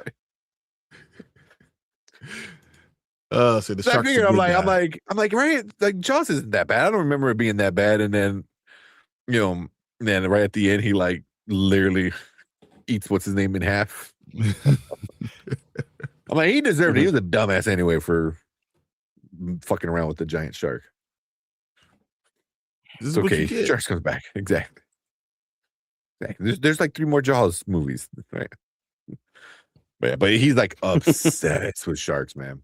He's obsessed with sharks right now. So Nat Geo Wild would not work. That and Wild Kratts. I never really cared for Wild Kratts. I never knew a kid who liked Wild Kratts. He loves the fucking Wild Kratts. So, well, don't blame him. Blame you. Blame me. Oh, he likes animals, man. He says rooting for Jaws is wild.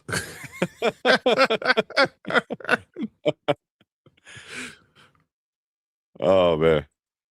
I mean, not now knowing, everything, you're like, it's their fault, man. It's the same reason why where like the orca whales are like flipping over boats last summer. I was like, yeah, they're over here fucking with their home, and they're like, get the hell out of here, and flipping over yachts and boats and shit like that. It's awesome. Then they're like teaming up, like all the orcas and whales are teaming up to like fuck with them. So, oh man. Nah, but the dude, I can't remember his name. The one boat, the guy who's like lived on the boat, they had like that that accent. Quint? I think Quint. Yeah, Quint. I mean, Quint was just fucking with Jaws at the end, like, oh, we're gonna drag him in. I was like, what? He's gonna drag you out. Yeah, and that's what he did. He's like, no, you're not. And then start dragging back. And everyone's freaking out. He goes over there. He's like, I'm going to stab him. He's like, no, you're not. Hey, Quint was a dumbass. So he started getting that, like, the scene madness. That toilet scene, yeah. Yeah. Oh, my daughter loves Wild Kratts. All right. I mean, it's a good show. I like it. It's educational. It's fun. I just never knew anybody who liked it. So you do now. Yeah. My nephew does that Jurassic Park one. He likes when they eat the people. Yeah. The total bowl. On the porta potty. Yeah. There you go. PBS Kids. PBS Kids is great. It's free. They have everything on it. Great. I love Deep Blue Sea. Yeah. When the shark eats Samuel L. Jackson. We're not going to do this anymore. We're going to come together. We're going to make a... That's one of the craziest scenes. Yeah. And then just the really awful CG stunt double of Sam Jackson. His legs twitching. Oh, my God. It's just no one was expecting the fucking shark to come out of the hole in the floor. The shark ate me. He ate me. Oh man, yeah. I definitely would if I said PBS. Get it? It's the PBS Kids is free.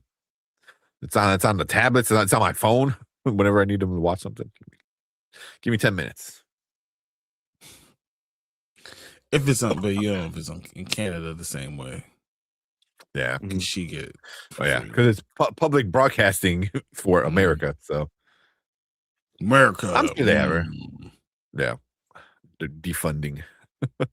The radical PBS. The radical Sesame Street. Dumbasses. They try to tell you to read yourself. You don't have to read. So listen to what I tell you to do. Exactly. Oh, man. All right, let me get this ready. Oh, man. Talk about cash grabs. Talk about Scream. This movie's gonna bomb, I think. Yeah, in the time of year, it's still cold outside. No one's gonna go watch this movie unless it's great. Unless it's great, but I don't think it's gonna be great. I think they're shoehorning in a lot of shit. So it's gonna suck. Everything about this movie is reactionary. Yep. I was getting unemployed. Elmo on social media is one of the best accounts to follow. If you're on Twitter or if you're on Threads, go follow Elmo. He's fucking unhinged, and it's awesome. It is awesome. Like in the best way. Yeah. Oh man. Yeah, so I can go to sleep. Yeah. I am Let's feeling it. All right, let's go. Maybe not. All right, what is up, Pokemon Sporter Kings? We got another trailer reaction for you guys tonight. This is the new Scream 7 TV spot that we got. Yeah, so we got our reaction that we did before. I'll put it right above our heads, or my head, if you want to check that out. So, but we're gonna check out this new one. See if there's some new good stuff. Hello, Sydney. I'm gonna kill everyone you love while you watch. Your mom gonna let you out of your cage tonight? You thought you could protect her.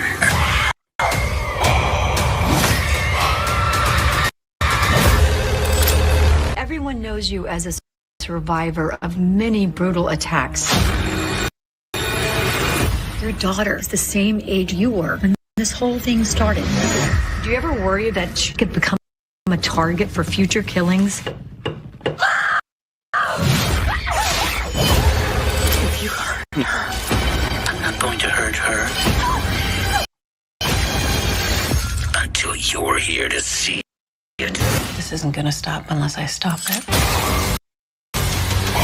Where is my daughter?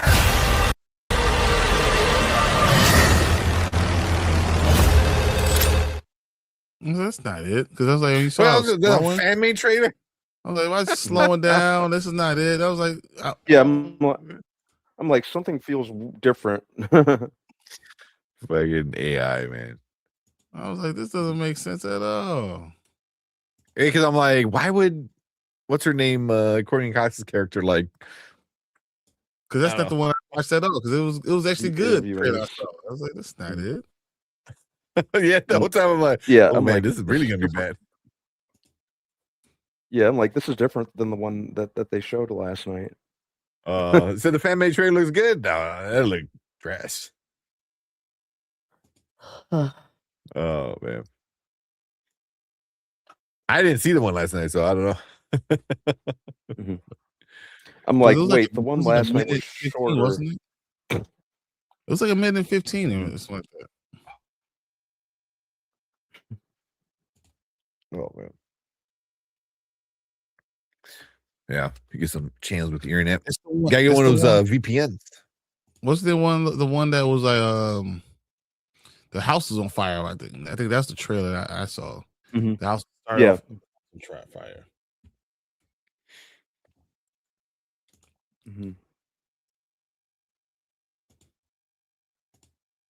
Oh man. Excuse me.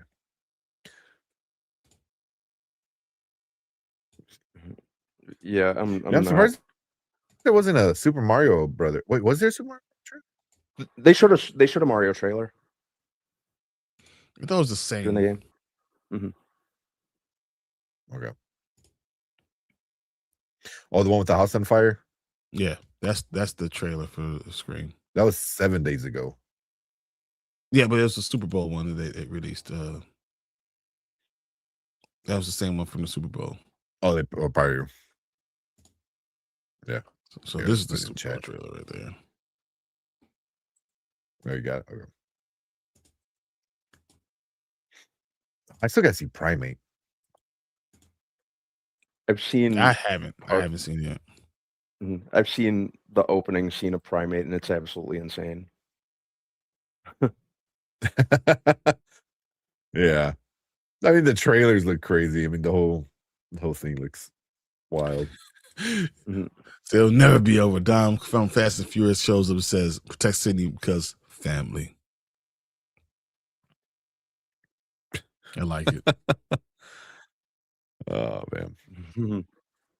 As he rides in on a dinosaur with like an engine block coming out of his like spine for some reason. Stupid. Or small two hands, or a charger on top of a T-Rex. He rides down the T-Rex's spine on tail. Like Fred Flintstone.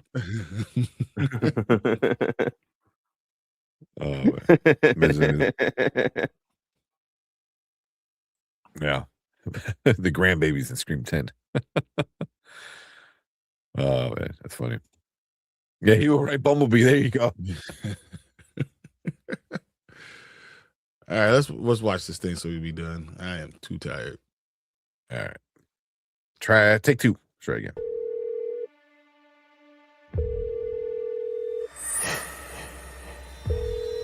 Hello, Sydney.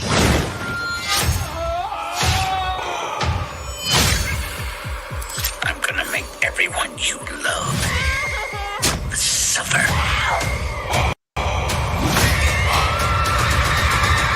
While you watch.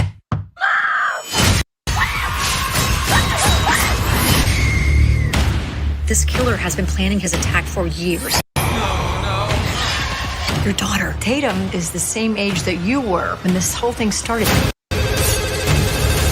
This isn't gonna stop unless I stop it. Where is my daughter? This is gonna be fun. Scream, only in theaters. Tickets on sale February 9th.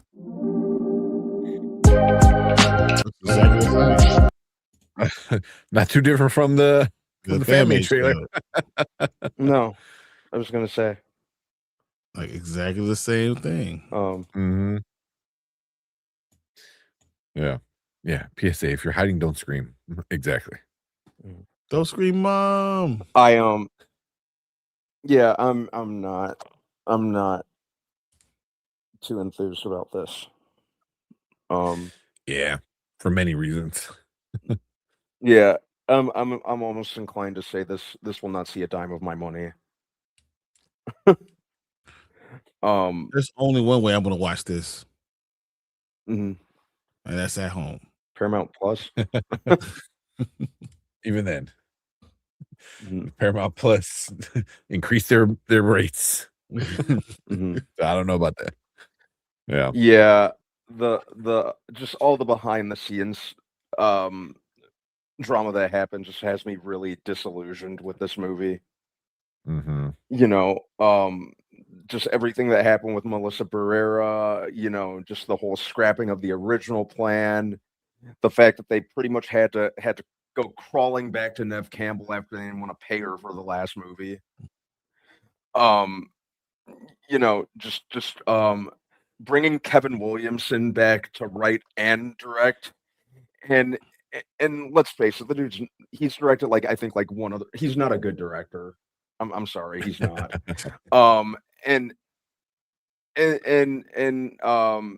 Just Sydney's story was over with the last 2 movies. You know, it was an effective torch passing. They turned the page. Yeah, it was an effective. It was an effective. Her story. It was an effective torch passing. You know, we should have wrapped things up with the character of Sam and Tara and the core 4.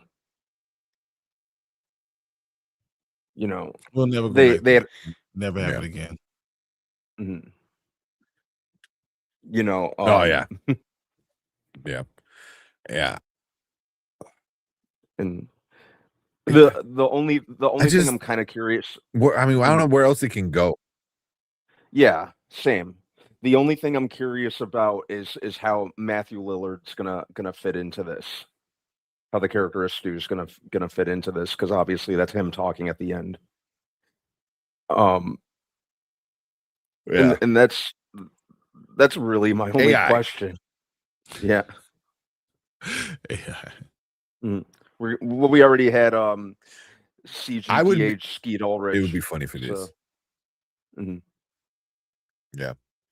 Yeah. It's not feeling it. It's gonna be something stupid. It's gonna be like his son or grandson. I don't know.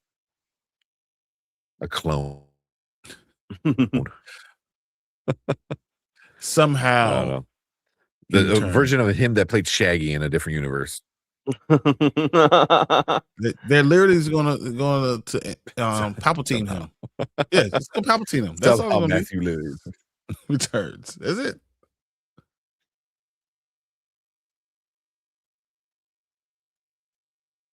That's so bad. That's so bad. All right, let's see what you guys are saying real quick. I'll wait for the streaming for sure. I'm really bored. Tamika said I'll watch it at home. Mama Bear said, please have save our overdone franchise. Scream in space. That might be the next thing. Or it could be like, does anybody hear you scream in space or something like that? So I think I missed the last two. It's going to be called In Space. No one can hear you. ... It doesn't even say scream. In space, no one can hear you, and it's blank. That's what it is. That's the name of the movie right there. Eviler twin. Turns out he's still alive because we never saw his body at the end of the movie. Yeah. Yeah. Maybe stories at this point. Exactly. So I'm committed. I will finish it. Just let it go. Just gotta go. Even good for better or for worse, man. You gotta finish it. So I started it. I gotta finish it. Nope. I can give it up right now. Yeah. But yeah, I don't know. You guys got anything else with this one? No. They don't deserve nothing else. No, I'm not. I'm not too excited about this. Yeah. But we'll see. But we want to hear from you guys. So if you're watching on the replay, hit that like button, hit that subscribe button right down there. Leave a comment. Let us know what you think about Scream 7. Are you even going to watch it? Are you going to give it time of day? Leave a comment. Let us know. We appreciate all you guys.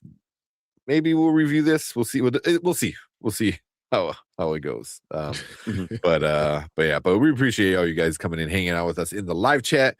You guys stick around because we're going to move on to our next topic for the night.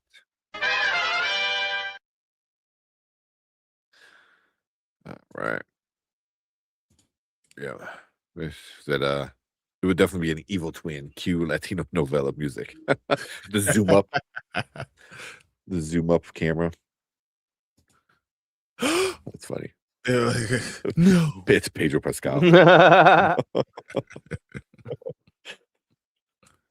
Oh man. All right. Yeah. I think we're all done. I'm ready to go to bed. Yep. I am toasted, done. I'm out. Ice my knee and probably fall asleep with the ice pack on.